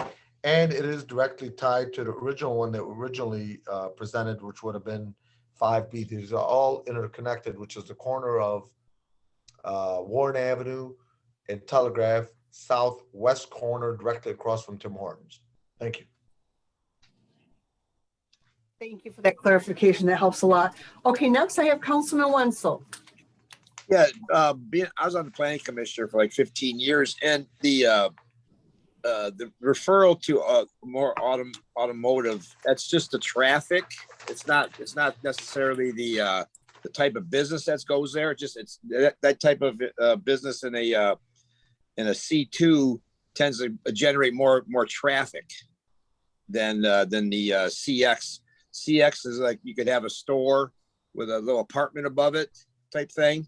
It's a mixed use, and it's not necessarily an automotive, like for a used car lot or gas station. It generates automobile traffic more than a CX, etc. Correct. Yeah. And that's where it says. I'm sorry. You want to go ahead, Councilman Abdullah. Go ahead. That's where that one particular sentence is. It usually generates larger volumes of auto traffic and typically require greater off-street parking and loading areas. So the councilman is correct. Thank you. Madam Chair. Councilman Baydoun first. Go ahead, please. I will respect Councilman Abdul if you'd like to speak first. Go for it. Thank you. Thank you, Mo. I just have a question, since Dave seems on top of this more than anybody. Are they going to knock a house next to this property to make it larger property? So driving by, driving by, there's been a house that was knocked down years ago. So if you look at this particular one, there's a gas station, if you remember, at the corner, and that was torn down. Then there's an alley, a vacated alley, which, well, I don't know. Next to it. We voted to vacate it now or whatever, but right directly behind where the gas station was. And then after that, there was a residential home, which has been torn down. It's flat, vacant land at this particular point. Not that I'm saying this particular motion is not for all three, but I just wanted to point out, to connect the dots, that those three different motions are all for the same area, at least, not same lot, but the same parcel. They're all connected. Well, they're three different parcels, but they're all, well, you got the alley. So you got one parcel, the alley, and then you got the former residential home that was torn down and now is a vacated lot. Okay, at this They time, back up to each other. At this time, I have IZ Properties. I understand you're possibly the owner Correct. of that property. Would you like to? Yes, I'd like to say good evening to all of you. I own both parcels. My name is Ziad Nasser. I reside in Northville, Michigan, County of Wayne. So I own 24035 Warren, and I own the parcel, which would be next on your agenda, the 7018 Mayburn. And to answer Councilman Muscat's question specifically, our intentions are to put a gas station up there. Thank you, sir. Thank you very much. And good luck, That probably Thank you resolved very a much. lot of questions. Perfect. Thank I you. do have Councilman Baydoun. Did you still have a question? Absolutely, Madam Chair. Thank you so much. Go ahead. Well, I want to first start off by saying Councilman Abdullah did answer my question, but my next thing is, are we going to refer back 9J as well or no? So the motion should be, and I see Councilman Miyake or Yes, Councilman he's saying Miyake, that please too. thumbs up. So Yeah, Councilman but Abdullah wants to go back and, initially say revert back to 9I and 9J. That way. Well, I'm sorry, Councilman, those are two different items on the agenda and they have to be addressed separately. Okay. Unfortunately, that's Okay, procedure. perfect. And then the next thing I have is good job to Mr. Nasser. Congratulations, and I look forward to seeing more development in our city. Thank you. I appreciate that. Thank you. Okay, next I have Councilman Muscat. Go ahead, please. No, that was the gentleman from IZ Properties answered a question of what was going to be built there, and I'm looking forward to pumping some gas. I appreciate that, but can I Okay, just we have get- Councilman Constant. Thank you, Madam Chair. And actually, yeah, about 15 years ago, I was involved in some litigation, which with the station that was there, it was a Carl Knight station. And I don't think he's in business anymore, but there was a total station where the Tim Hortons is, and I believe owned by a member of the Turfy family. That was developed into the Tim Hortons. So that corner would make an excellent location for a gas station. Hope to see it developed and on the tax rolls. I Thank appreciate you. the support. At this time, let's vote on it. All those in favor say aye. Aye. Aye. Those opposed? The ayes have it. Wait, Madam Chair. You have to redo the, Well, I just want to clarify what we're voting on so that we're all on the same page. We're make the motion again to Referring it refresh back. it. Yeah, so, okay. So let me just state this again. Sure. I'm making a motion on 9I to refer the rezoning of 24045 Warren Avenue from CX to C2 back to our council with Seacrest and Wardle. Support. Support by Councilman Baydoun. All those in favor say aye. Aye. Those opposed? The ayes have it. Next, I have Planning Commission Chair Zamet recommendation to rezone 7018 Mayburn from R1 to C2. Council Chair, Go ahead, please. I move that City Council refer this back to our Corporation Council, Seacrest Wordle, as outlined in 9J. Support. Support by Councilman Baydoun. Is there any questions in regards to this? Madam Chair, Councilman Abdullah? I'd like to ask our council, Gary Miyake, does this particular one also have to be referred back because they are two separate issues? Yes. Okay, thank you. Thank you. Any questions directly related to this? All those in favor say aye. Aye. Those opposed? The ayes have it. Next item on the agenda, we're under ordinances and resolutions. This is Mayor Bazey, second reading of proposed ordinance H-21-01, establishment of the Ecorse Creek Commission. Madam Council Chair, Councilman Baydun. I move that the Dearborn Heights City Council move the proposed ordinance number H-21-01, an ordinance of the city of Dearborn Heights establishing an Ecorse Creek Commission, providing for its compensation, for its commission, terms and administrative support, defining its purpose, duties, and responsibilities, and regulating its meetings. Be its ordinance by the City Council of the City of Dearborn Heights that the Code of Ordinance of the City of Dearborn Heights, Michigan is hereby amended by adding divisions 7 under Chapter 2, Article 5, I think that's 6, as well as by adding a section to be numbered 2-593, be considered ready for the second time and become effective upon publication as outlined in 11-A. Support. Support by Councilman Abdul Haq. Is there any questions directly related to this? Madam All those Chair, in, Councilman Baydun? was this going to be a commission that the administration and the mayor is putting together for the Ecorse Creek? Is this what we're doing right now? Mayor, would you like to answer that? Yeah, this is the one we discussed at the first reading 2 weeks ago. And that's going to be basically, we wanted to make sure we put a commission, since there's a lot of things, a lot of discussions right now with our congressional delegates about funding for the Ecorse Creek. You know, I talked at the last meeting that there's two funding that we're going after. One, there's a cleanup funding. And the second one, there's actually, it's more expensive. So that's going to be hard to get the second funding, which is trying to widen it, deepen it, dredge it, all kinds of work. So that's the one that's going to be entails the Army Corps of Engineers. So what we wanted to do is establish the ordinance, so we can get people that are affected by this, by the flooding, to be the eyes and ears, to be in just pretty much the liaison between the administration and the residents, and also the congressional delegates. That's amazing. That's amazing. Thank you so much for that. Actually, I actually love this. Okay, actually, I have Hassan, Director Jamal also would like to chime in on that. Go ahead, sir.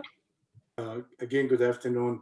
To just second the mayor, we also working with the Senator Peters. We're trying to put to Senator Peters some expensive project or project in need in the city, so he will include it in his appropriation for the state of Michigan. That's a long shot, but the mayor forwarded that request from Senator Peters to me. I did, populate that to the department. So the Ecorse Creek, one of the projects I did ask the Department of Public Work, to work on it for a little bit, and so we can submit a combined project proposal to the senator, to the mayor.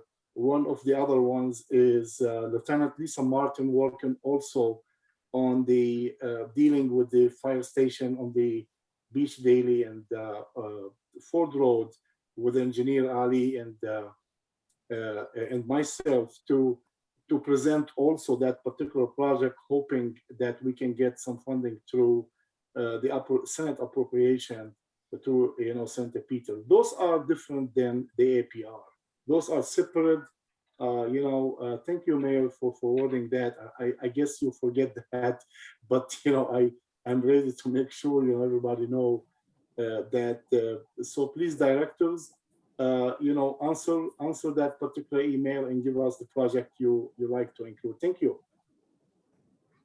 Thank you. Next, I have Councilman Abdul Haq. Thank you, Madam Chair. I just want to make a recommendation to our Mayor, Bazzi. I hope he includes Councilman Constant and Councilman Winsel on this commission because they know probably more than lots of people about this issue. And thank you, Mayor, for bringing this forward. Thank you. So at this time, is there any further questions regarding 11A? All those in favor, say aye. Aye. Aye. Those opposed? The ayes have it. Next, we have Mayor Bazzi. This is the second reading of proposed ordinance H-21-02, establishment of a commission on business.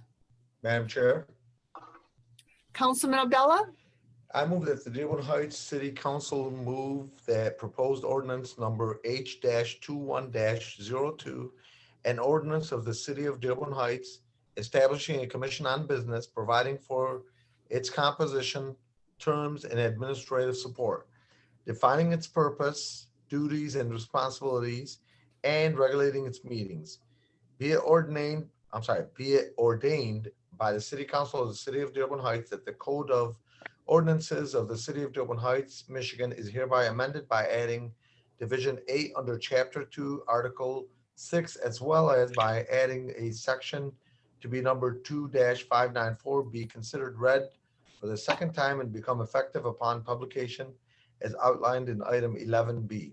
Support by Councilman Baydoun. Councilman Abdul-Haq, do you have a question? Yeah, I want to thank the mayor for the first time he's bringing this kind of commission because the city needs to expand the tax base. We need to attract more businesses into our city. And, you know, I hope that the appointees will be business-oriented people. Thank you. Any further questions before we vote on this? All those in favor say aye. Aye. Those opposed? The ayes have it. Next, we have Mayor Bazzi, first reading of proposed ordinance H-21-03. This is amendment to Chapter 7, Building and Building Regulations. Council Chair, Councilman Muscat. move Dearborn Heights City Council move that proposed ordinance H-21-03, an ordinance to amend the Dearborn Heights Code of Ordinance, Chapter 7, Building and Building Regulations, Article 9, Minimum Housing Standard, Division 10, to revise the registration and inspection requirements for all rental dwellings be considered read for the first time as outlined in 11C. Support. By Councilman Abdullah. Is there any questions in regards to this? Pass it. All those in favor say aye. Aye. Those opposed? The ayes have it. Next, I have new business. This is the business license renewals for Applebee's number 8085, located at 26582 Ford Road. And then we got Courier's Cucina Italiana, also located at 6565 North Telegraph, and Fetzer's on the Beach, located at 5127 South Beach Daily.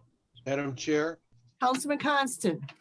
I move that the Dearborn Heights City Council approve the renewal of the business licenses for Applebee's on Ford Road, Carrera's Cucina Italiana on Telegraph Road, and Fetzer's on the Beach on Beach Daily.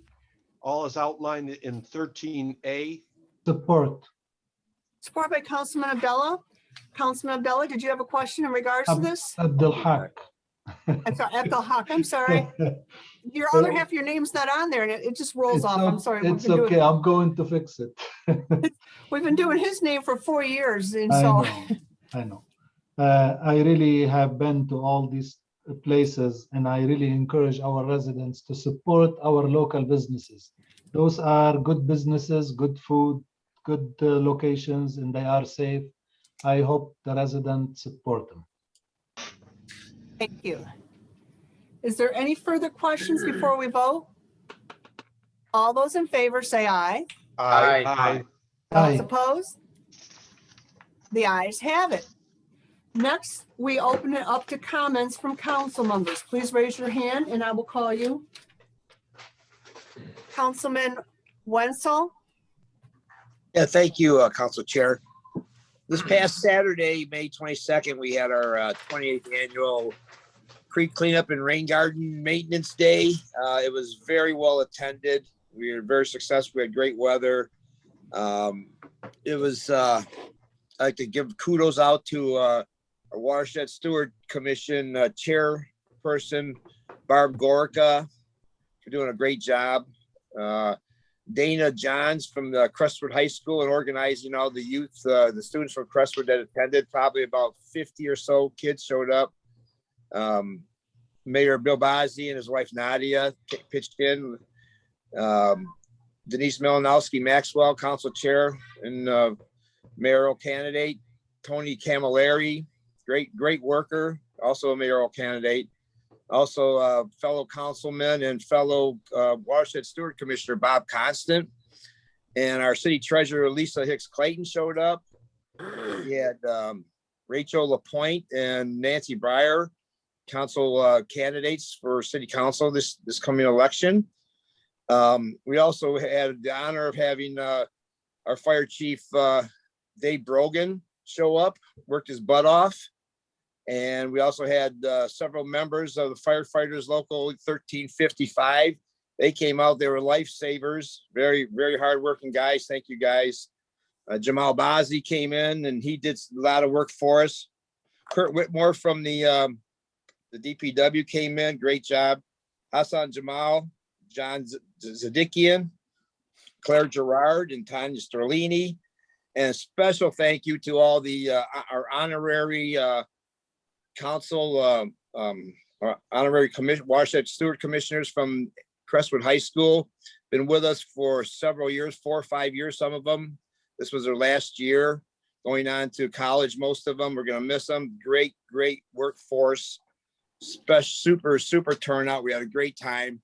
And quickly, I'd like to thank our sponsors. We have Studs Hardware, Mayor Bill Bazzi, Dearborn Heights Firefighters Local 1355, Dearborn Heights Tifa Board, Wade Trim, DNL Garden, Lisa Hicks Clayton, Treasurer. We had Cordy's Collision, Elite Sports Training, VIP Car Wash, Plant Moran. We had Saturn Food Market, Sun Glow Carpet, and JQ Tag Landscaping. Thank you for everyone that showed up. It was a great time. And we plan on doing something later this summer. Just stay tuned. Thank you. Thank you. Next, I have Councilman Abdullah. Madam Chair, this question is for the administration, the mayor's department. Okay. So first of all, I have a concern, specifically the Van Born corridor. And I want to start with this. This is no reflection on the current mayor or God rest his soul, the previous mayor. But I do know that we've had multiple meetings on this. I do know that the process started moving. And I do know that we've had meetings upon meetings upon meetings upon meetings upon meetings, but at this particular point, there's still nothing that I've seen changed on Van Born. So I'd like to I do have a concern, but I'd like to give an opportunity to handle that concern and give us an update as far as what's going on with that, because it's a beautiful thing that's going to be very nice for the residents and for the businesses. But yet here we are, I think it's almost been 4 years. And again, this is no reflection on the current mayor, and we're still in the same spot. Can somebody give us an update on that? Mayor, go ahead, please. Thank you for that question, Council Chair Pro Tem. What happened so recently we've had, obviously we've had several meetings since I've been appointed to this position. We had a meeting about 2 weeks ago. Again, we're meeting with the folks from Taylor and Wade Trim, and the latest is we were brainstorming ideas, on the ordinance. So the first thing we have to do is we have to incorporate an ordinance for the Van Born corridor before we do anything on that street. So there was a few communities were looked at, so we looked at some of their best practices, we're benchmarking, the best ordinance. And we have actually a draft copy that we reviewed at the last meeting. We went through it item by item, about 2.5-hour meeting. And right now, we made some recommendations of some changes. Our building director, Mr. Deeb, was involved with that meeting, and Mr. Salmi was involved. And also the Taylor team was as well. You know, they were in the meeting. They had also their building department, their DPW, and also again, you know, Wade Trim was kind of the mediator, you know, going through the process. So they do have a proposed ordinance, but it still needs a little bit of tweaking. So before we do anything, you know, obviously, you know, we have to make sure that it's done, and we'll bring it to your attention once it's approved. You know, we go through all the iterations, make sure that it's we can be presented to the council, both Taylor and Dearborn Heights.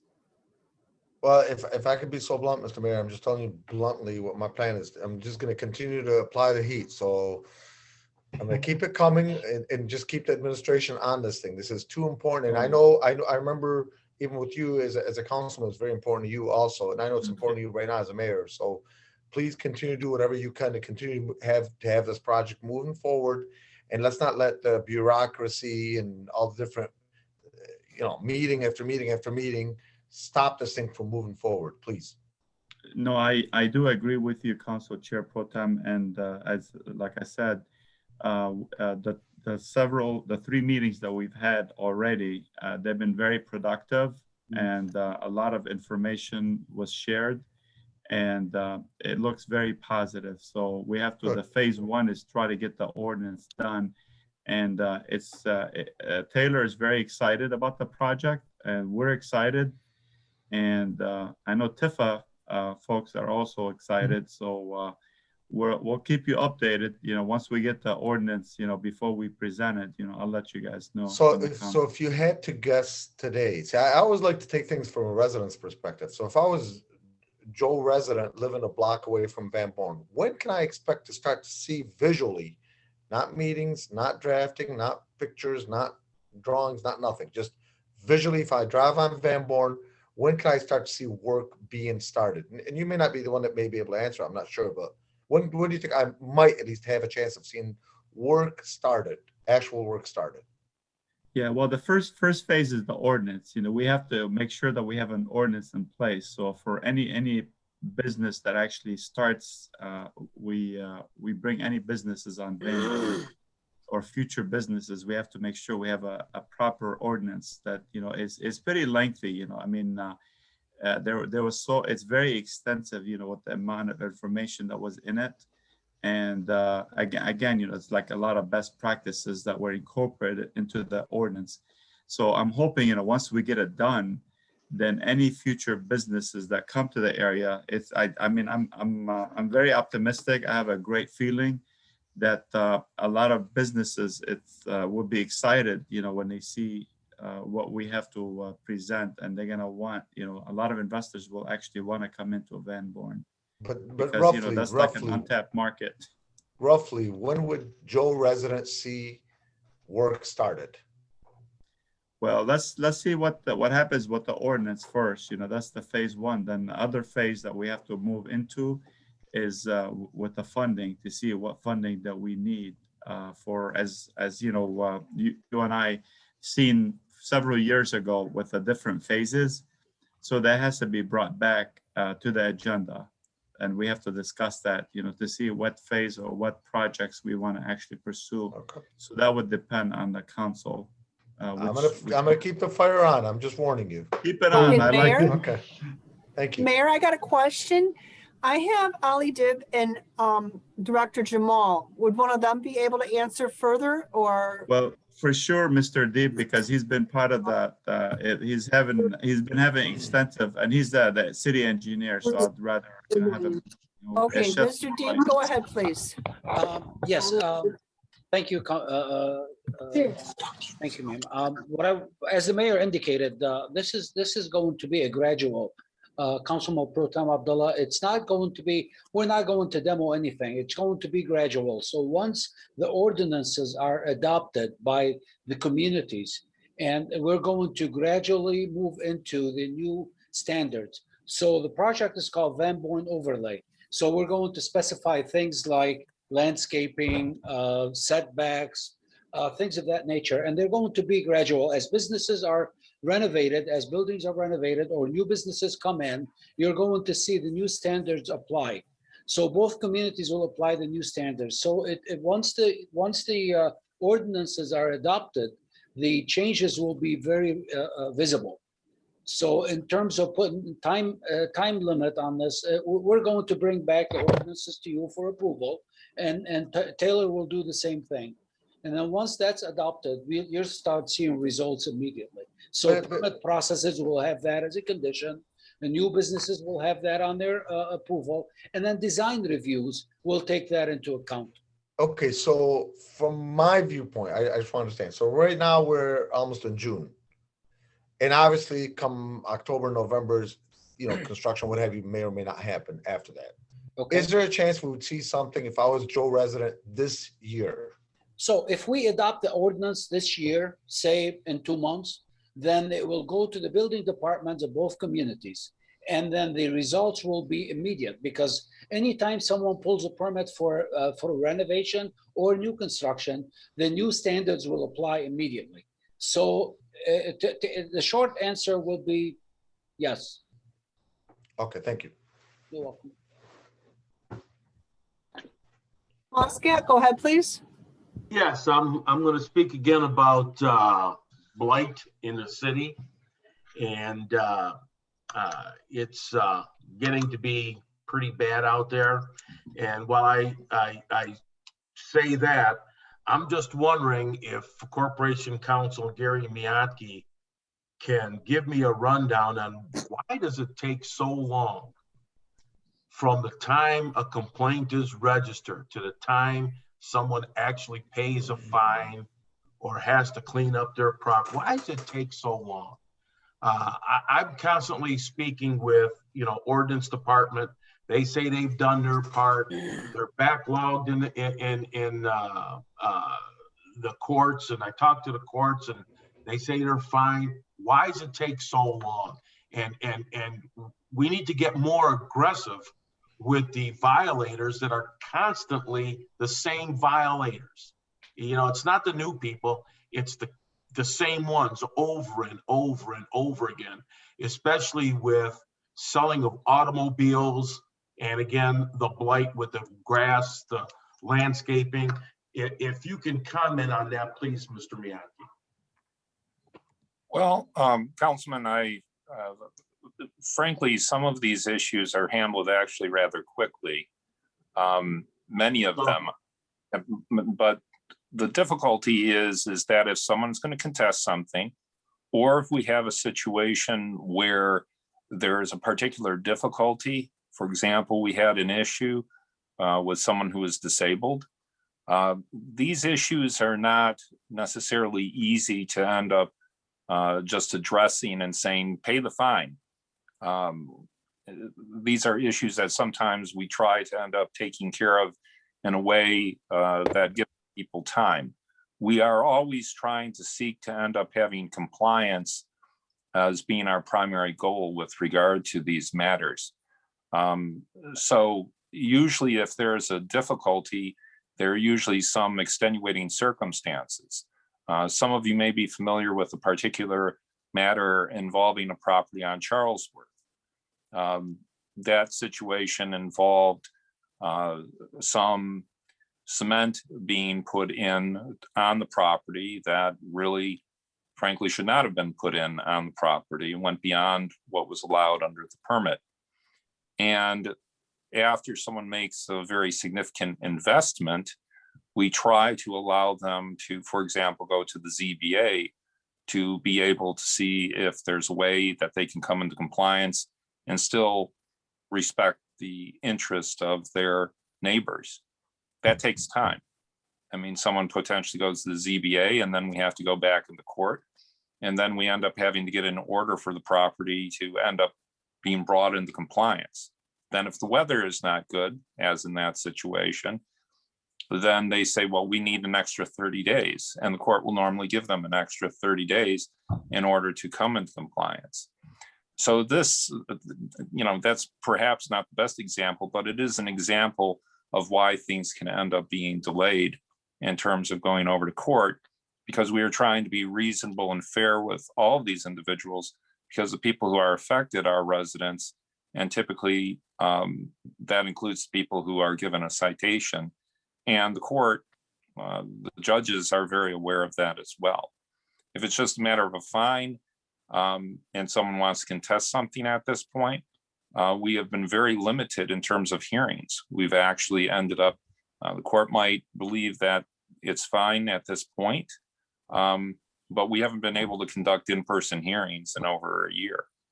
So if we do hearings, they can end up being done electronically, but the court only started doing that more recently, like since about the beginning of the year. Meanwhile, you have all the other violations that ended up being issued. So, Councilman, I hope that helps somewhat. And certainly you have my number. And if you have a particular issue, I will follow up on it, or Mr. Roberts or Ms. Hill from Mr. Roberts' office will follow up as well. I will be contacting you, Mr. Miyake, because we had spoke about one particular one, and it still hasn't been resolved yet. This is going on for over a year, and all it is a junk car sitting on city property. This is so blatant; it's not even an unlicensed junk car. Okay, and to me, a tow truck, pull it out of there. See you in court. Bye. Okay. How long do we give people? How long do we give people time to do stuff like this? On that, I would have to. I thought you had spoken to Mr. Roberts. I did. Then maybe we talk tomorrow or the next day. I will give you a call on that if you don't mind, sir. And with permission from council chair. Sure, you have my permission. Sure. And so that way we can cover any legal fees that may acquire, if you don't mind, sir. Well, I'm always available. Okay. And then another thing, council chair, is have you given any thoughts about resuming our city council meetings live? That's something we will have to look at and discuss. I will meet with the clerk's office. We've got to decide between us what we're going to do. And one other item, we're at that time of year where we always bring this up again, the fireworks issue. They're already starting. And I know Chief Myers is in the audience, and every year I ask the police department to put everybody all hands on deck and get more patrol vehicles out. To me, if I know where they're coming from, it should be pretty easy for a police car that's patrolling a neighborhood or an area to see where they're coming from and do their due diligence and start enforcing the law as it's written. Many of us are just done with this situation. And I know their hands are tied a little bit because of the state allowing this to happen, but we do have laws on it of when it can be done and how long it can be done. I want those ordinance and laws enforced to the fullest, okay? And we can't do it without the police department going 100% out for it.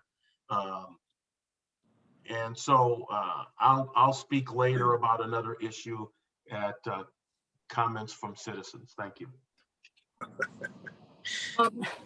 Next, I have Councilman Abdul Haq. Go ahead, please. Man, I'm just waiting how many times Ray going to speak. Anyway, I agree with Council Pro Tem Abdullah on Van Born. I think we should be creative as city. Maybe we give tax abatement to some businesses if they come and buy properties, 5 years tax abatement, or 10 years, every other years, they don't pay.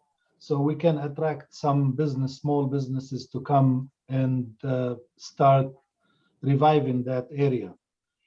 I want to talk about Gully in Ford. There is very dangerous signal there. There is no left turn. for a few seconds for people to make turns.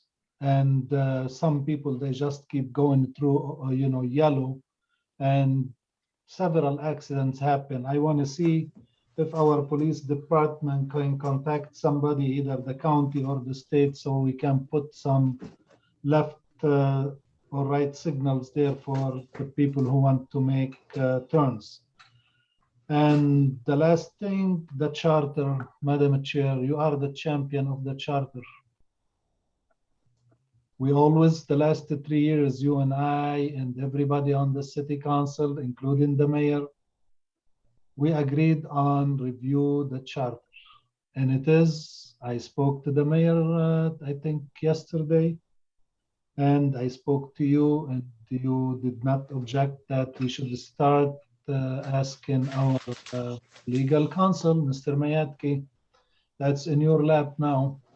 If he can start on a plan, please, within the next 30 days to guide us how to start reviewing our charter. And the reason I'm saying this, if you go to Facebook and you see how many complaints about the ordinance department, they are not doing their job, but they don't understand that our charter does not allow us to hire any part-timers in more than 6 months. After 6 months, they have to leave another job. So in order to be able to hire part-timers to save the money for the city, we need to do some changes on the charter. And this is one of them. And I know the ordinance department, they're doing as much as they can with what they have. So please, if we can direct either the mayor or, Madam Chair, if we can direct Mr. Mayatki to start on it as soon as we can.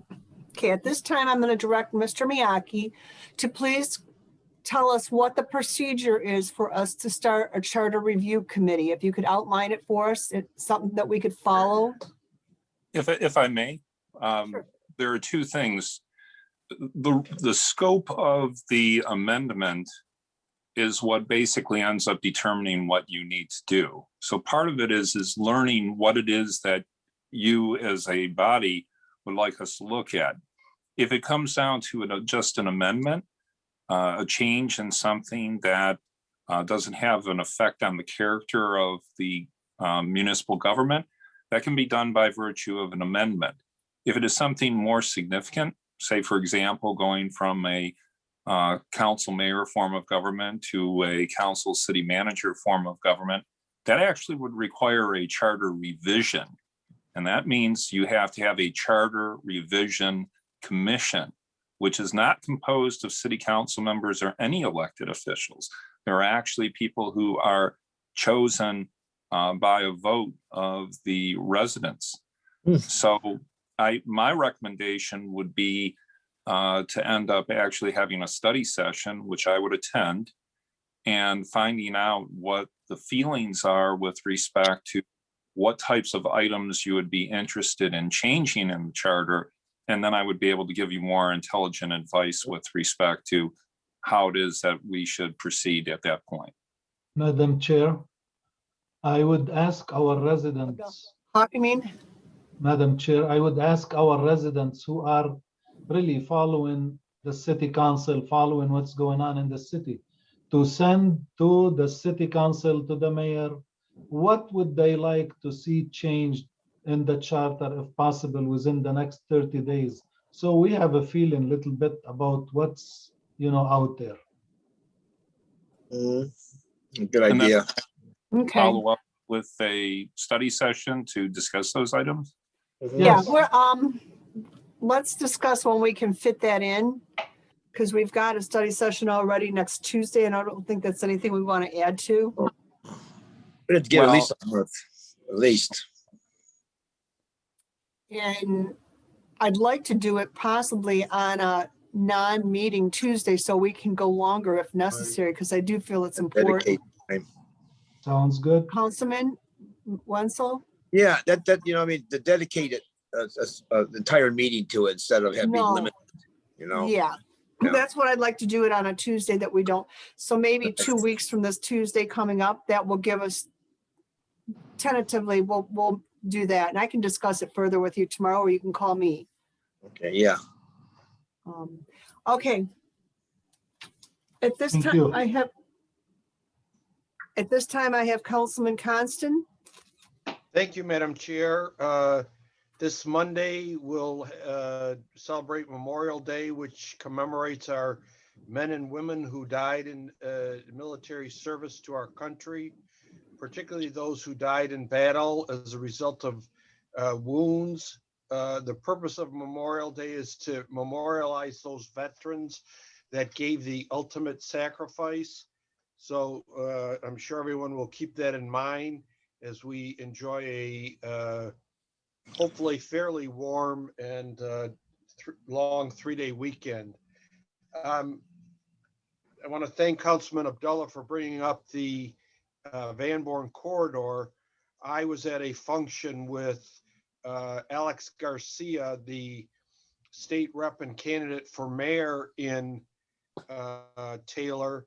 The current mayor was not placed on the ballot because he had some campaign finance violations, and a second candidate may also not be on the ballot. So it looks like it will be Alex Garcia is the next mayor, and he's very interested in developing the Van Born corridor.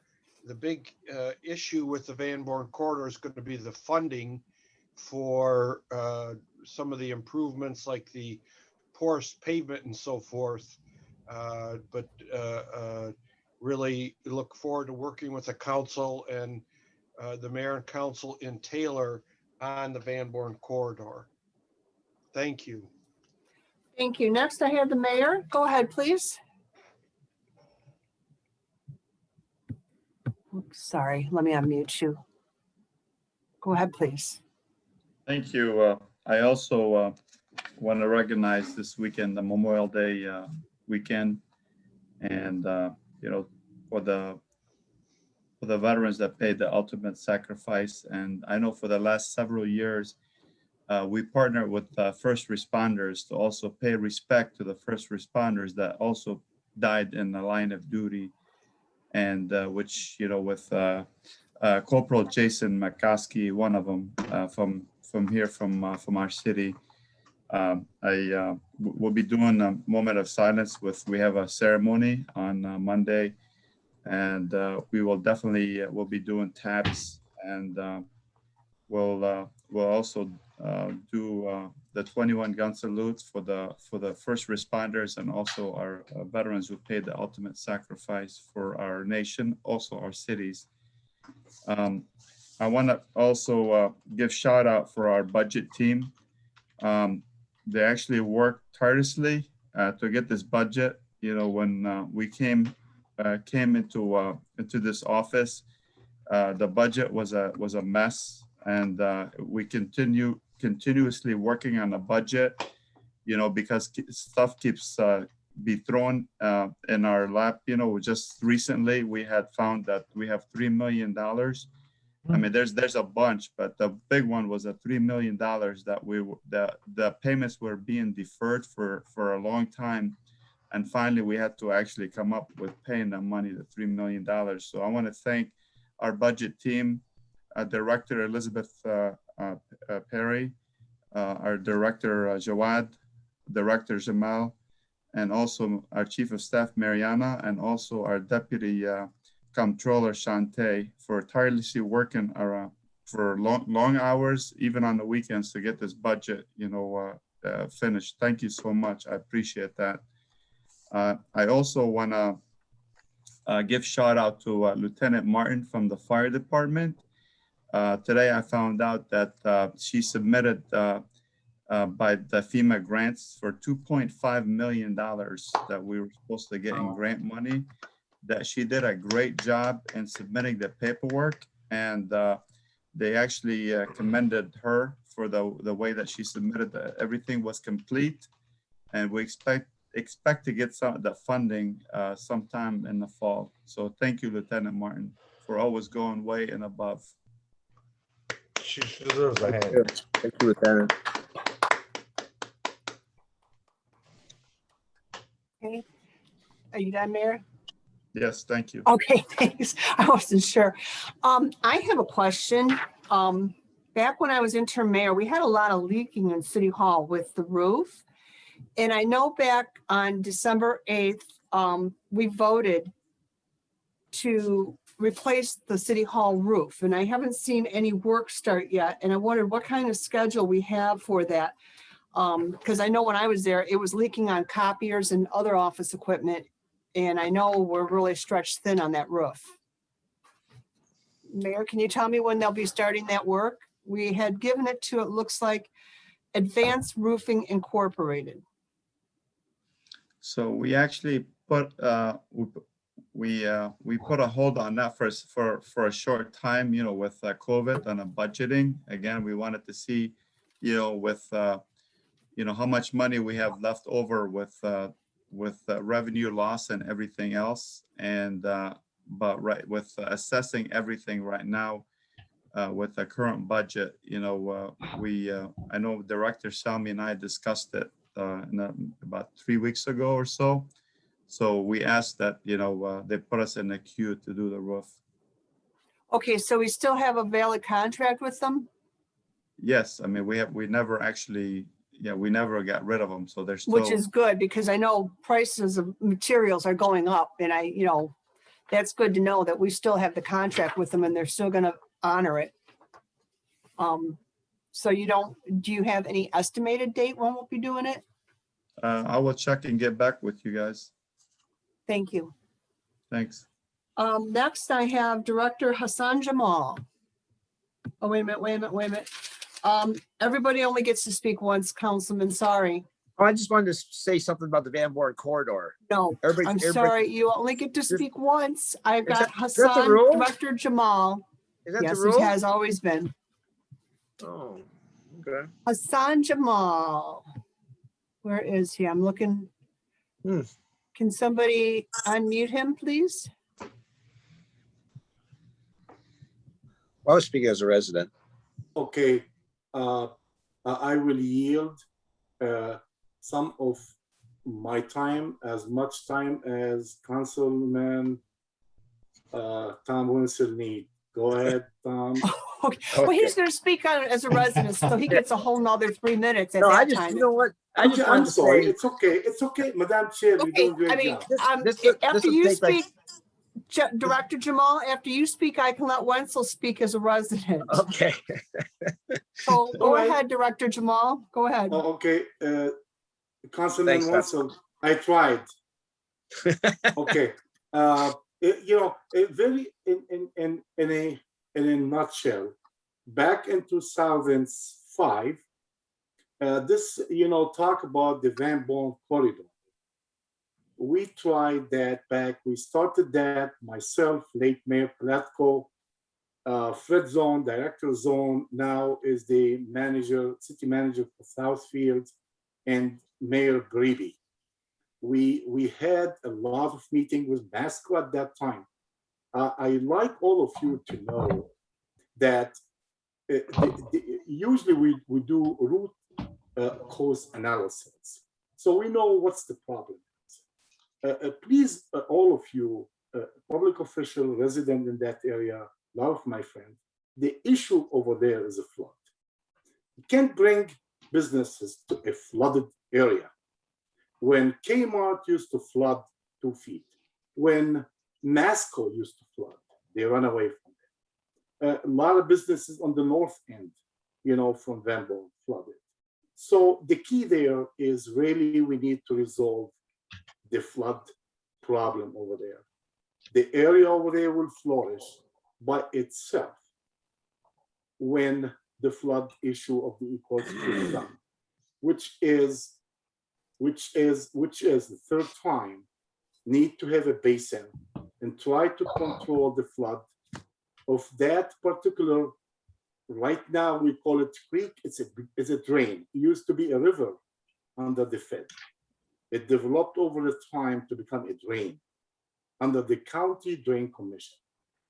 So please, if anybody really like to help that area, please help us, the new commission, the East Coast Creek Commission, to really try to push the basin area like the Corps of Engineers did. That area will flourish naturally by itself. We did try to push the Warren business, Madam Chair, back in 2006. It was a great effort to push the Warren Business District. About 17 meetings in my office when I was with the city. We ended up actually almost approved to levy taxes to clean that particular. We failed. When the people decided that area support their businesses, now the properties over there are, I don't know, maybe tenfold. Please focus on Dearborn about the flood. We had in our coffer a agreement, court order, and we dropped the ball back in 2008 to force the county commission, drain commission, to go forward and the corporation counsel, Miyake, I know he's shaking his head. We had the opportunity to force the county to levy taxes on the involved community, and we dropped the ball and we let it go. And we focused on grant from the Fed. It's a great area. It's a great opportunity to get federal grant, but it is really the responsibility of the Drain Commission of Wayne County to resolve this issue. It's too much money. Trying to get money from the Fed, excellent. And right now, we have an opportunity to submit that project to our Senator Peters to see maybe he can push that within the Senate appropriation. Altogether, we need to work. So I am very happy and very, very fortunate to actually see the mayor moving on with this Ecorse Creek. And we have a lot of, very solid people who knows the area there and knows what's needed to be done.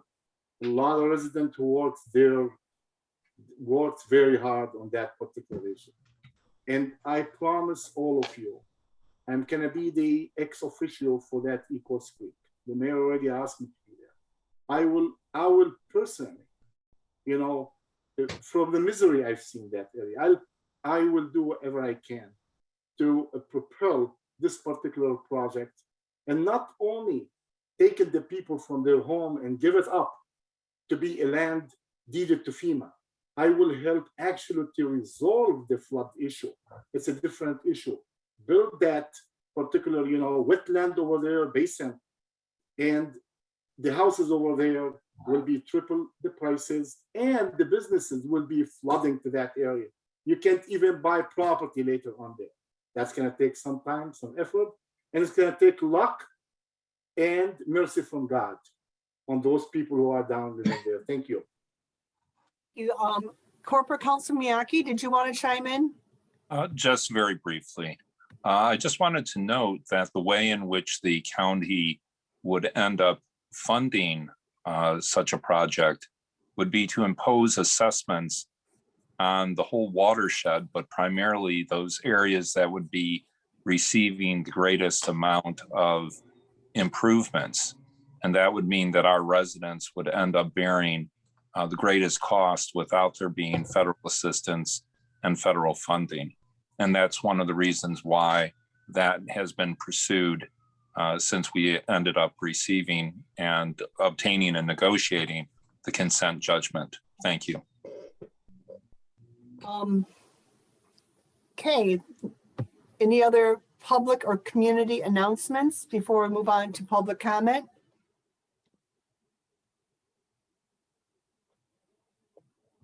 Mike, okay. Director McCaffrey, go ahead, please. Hello, Council Chair and Mayor. Just wanted to inform that we are open to full building grab and go at both libraries. Full building browsing, computer use, study rooms, and limited meeting room use will be available. Social distancing, screening, and masks are still required and will be enforced. In future weeks, we'll be looking to expand hours close to pre-pandemic level, including nights, and then further expand services from there. I also wanted to remind residents that if you are hesitant to leave your house for pickup, our delivery service is up and running. If you have a hold, you can call us at 313-791-3800 at Carolyn Kennedy Library or 313-791-6050 at John F. Kennedy Junior Library, and we will bring it to you. You can also call us and we will put an item on hold. That's all for now. Thanks for your time and see you at the library. Thank you. Do we have any other community announcements before we move on to public comment? Madam Chair, Wait, this is community. I'm trying to keep them, everybody separated. Anything, like Nancy Breyer usually announces the meetings at the south end. Madam Chair, I didn't speak during the council time. Oh, I apologize. No big deal. No big deal. I just, No, I had you on here. You did. I did not. Okay, well, go ahead then. Oh, you know what? I know that it's going to be Memorial Day. I just want to wish everybody a happy Memorial Day and, just giving, my appreciation and my blessings to all those who served, who were wounded or hurt, and, in their time of battle or serving in this great country. So God bless you all. And just a shout out to our councilman Wenzel. I'm sorry I was not able to be there on Saturday. I want you to know I did attend it a couple of times. I really wanted to be there. I will hope to God there's an extra medium-sized shirt. I'd love to have one. I know before we used to have them in green. Now they're red. I'll take a red shirt. Even if that means I have to go out there and kind of still clean up for a couple of hours, I'd also be willing to do so. So thank you and great job for a great service that you did out there with the Ecorse Creek. And everybody have a great day. Okay, next I'm going to open it up to public comment, and I know Councilman Wenzel. Go ahead, please. Okay, just echoing what Councilman Baydun just said. He thanked me for this event, but you can plan the best event. You can have the best weather. You can have the best tools. You can have the food donated, best T-shirts. But it's nothing unless there's people show up. It's the people that make it. Thank you to everyone that showed up for that. Everyone that showed up. But anyway, the council chair pro tem Abdullah wanted, he's concerned about the Van Born corridor. And for years, we've always asked the mayor, give us an update. We're all concerned about it. And I had the honor of being included on the overlay commission. And I'll tell you what, I was getting chills about the progress that's being made, the talk that's going on. The big thing is this ordinance, and it's not just an ordinance for Dearborn Heights, it's a combined ordinance with Dearborn Heights and Taylor. It has to be the same ordinance for both sides of Van Born. That's the big thing.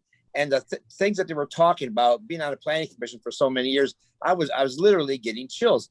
And to answer Councilman Abdullah's question, the first thing you're going to see is if this ordinance comes into effect real soon, I hope, is when someone gets a permit for a building, then they have to comply with the new Van Born improvement ordinance. That's the first thing you're going to see.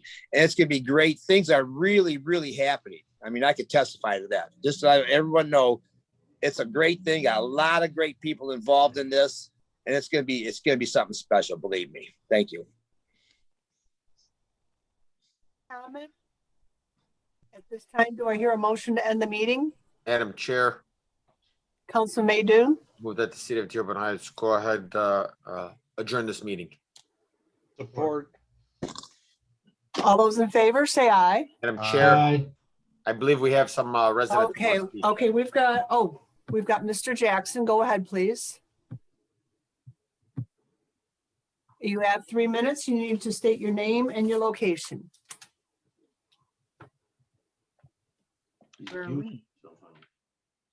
Your audio's not working, sir.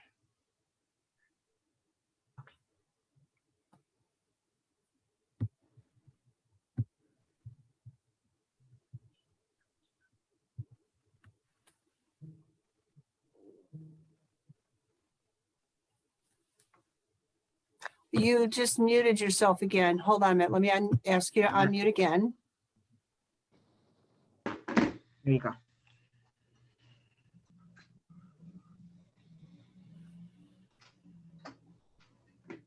But I can't hear him.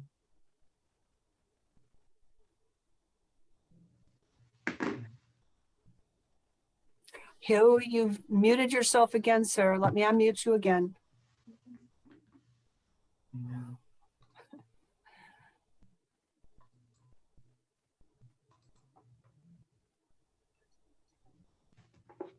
I think it's time we go back to the office. All right. You want me to just go on and come back to you? Make sure you've connected to the audio on your computer. There should be a setting on there. Okay, next I have Leslie Windlass. Go ahead, please. You have 3 minutes. State your name and location. Can you hear me? Yes. Okay, my name is Leslie Windlass. My address is 23469 Annapolis Street in Dearborn Heights, Michigan, 48125.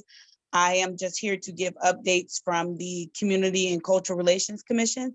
So we have a ton of things going on. The first being the Hate Has No Home in Dearborn Heights campaign, where we're selling $15 lawn signs.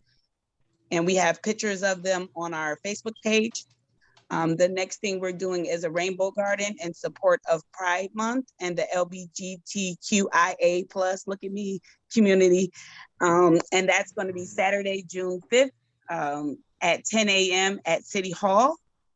We're also fundraising for a Juneteenth event, which will be on June 19th, 2021 from 11 a.m. to 2 p.m. at the Parkland C2 Pavilion. There's a GoFundMe account set up. Additionally, we are hosting what we're calling the Soul Food Sundays, which are the first 2 Sundays in June, June 6th and June 13th. We'll be selling dinners for $15 a piece from 12 to 5. The dinner will include salad, fried chicken, candied yams, macaroni and cheese, and dinner rolls. I'm sorry to make you guys hungry. I know it's 10 o'clock. And all this information is available on our city Facebook page. We also meet virtually every first Thursday of the month at 7. So our next meeting is next Thursday, June 3rd, 2021 at 7 p.m. And I also want to wish everybody a happy Memorial Day. Thank you. God bless you. God bless you. Thank you.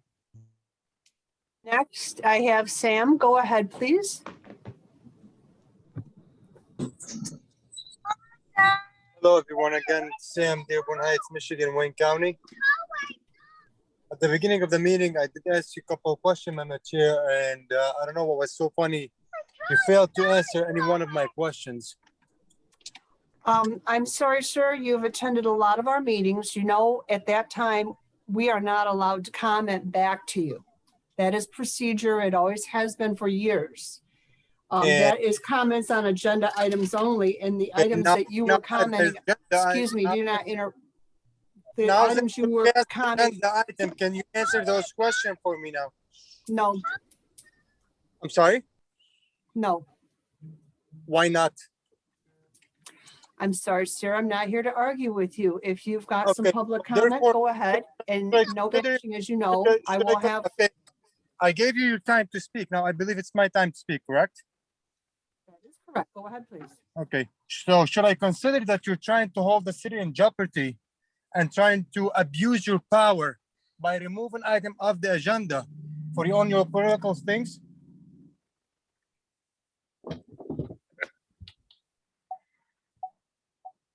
Did you hear my question?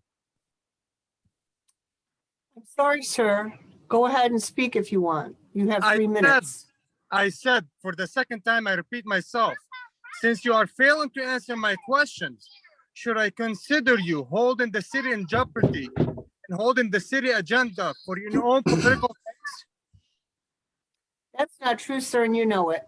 That already has been correct, and it's 100%. Excuse me, it's my turn to speak now, and I don't want to argue with you. I'm going to give you your time. Let me clarify something for you. You are an elected official. You're not doing me a favor when you're trying to explain something for a taxpayer who's been involved in the city for way more than you've been in the city, ma'am. That's number one. Number two, it's your duties to do whatever a taxpayer asks you to. Number three, when you are violating the charter, and you're abusing your power by making a wrong accusation, you must clarify that to a taxpayer. Okay, at this time, I'm going to mute you and I'm going to ask corporate counsel for advice on what to do in regards to this. I'm sorry, Council Chair, specifically, what are you asking me to advise you on? He is just bashing, and you know that's against policies and procedures. I think we've already addressed that we are going to have the budget meeting. We had discussed that amongst ourselves. So do I allow him to continue on for the other little over a minute that's left in the manner he's doing so? Council Chair, I think it's usually a good idea to err on the side of allowing people to have their ability to speak so that we do not have further issues. I understand okay. Yeah, I have no problem. I just will not be answering, and I will make that statement now because I just don't think it's going to be productive anyways. Okay, sir, go ahead and I'm sorry. You have no obligation. So I have no obligation to answer him. that is correct. If you wanted to answer the proper question rather than you standing behind your finger, I had two different questions for you. I ignored. There's nothing funny, Ma'am Chair, and believe me, if you want to keep laughing about it, I'll definitely make you cry when it's time to. I asked you a question. What rights That's do a you threat. have? That's a threat, and I will not take a threat. Well, it's up to you to consider whatever you want. When you're abusing your power, I have every right to say whatever I want. What rights do you have for you to remove the firework project from the Gulf Valley? I'm under no obligation to answer any of your questions, according to corporate counsel. Okay, let me ask corporate counsel this quick question. Mr. Miyake, is the council chair allowed to remove items of the agenda as she was and as she likes? She is permitted to do so, provided the council goes along with her on that. The council ultimately has the ability to change the agenda by its vote. It ultimately, as a deliberative body, has that authority. The council chair sets the initial agenda. The council as a body approves it. The council as a body can change it if they so choose to. So do you think it's does that help him, or am I? Did I answer your Go question? ahead, sir. You've got a little bit left. Go ahead. The councils right now, if they are willing to put in the firework project back on the agenda right now, or that will be against the charter? They already approved the agenda, so it would be against their rules to do so. They would have to suspend their rules in order to consider that. Okay. And do you, based on your sir, your time is up. Okay, next I have Tim Emery with Tifa. You have 3 minutes. Go ahead, sir.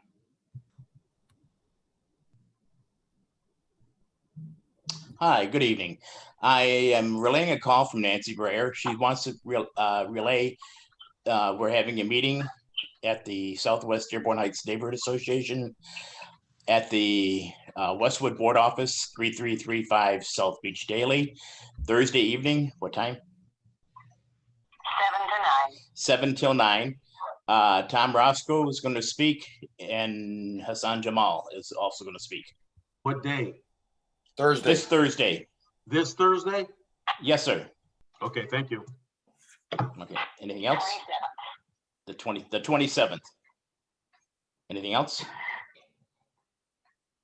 We're going to discuss both the Dearborn corridor, Tifa, and the homes along Courier, Hanover, and those in flood trouble. Okay. Did you guys hear that?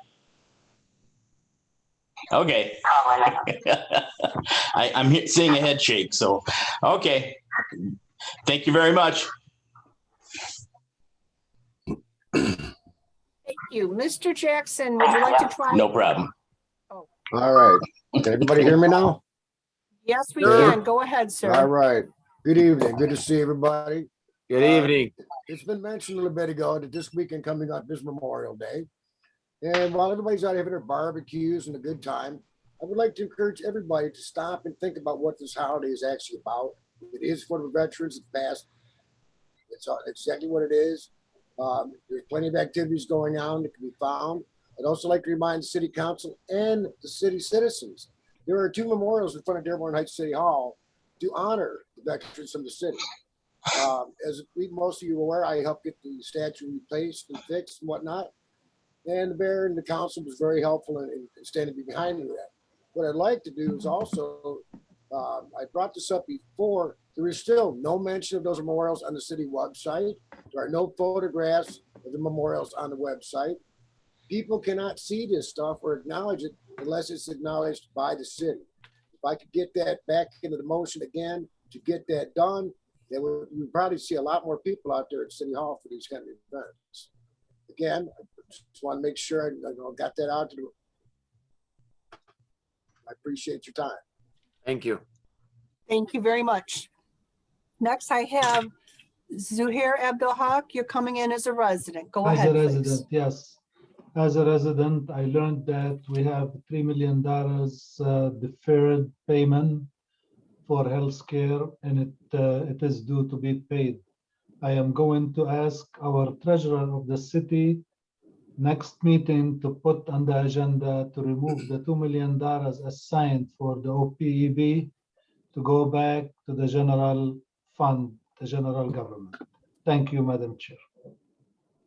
Thank you. Next, I have Ray Muscat coming in as a citizen. Go ahead, please. I was going to say the same thing as Councilman Zohair Abdel-Haq.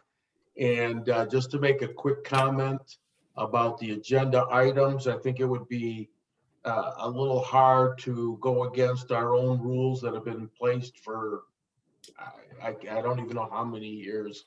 But it's good to know that we as a council can put things back on the agenda if we vote on it.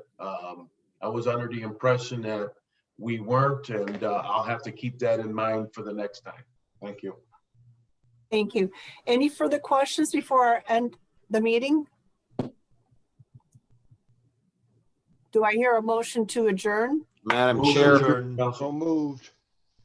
Tim? move to adjourn the meeting. Support. Thank you. All those in favor say aye. Aye. Aye. Those opposed, our meeting is adjourned.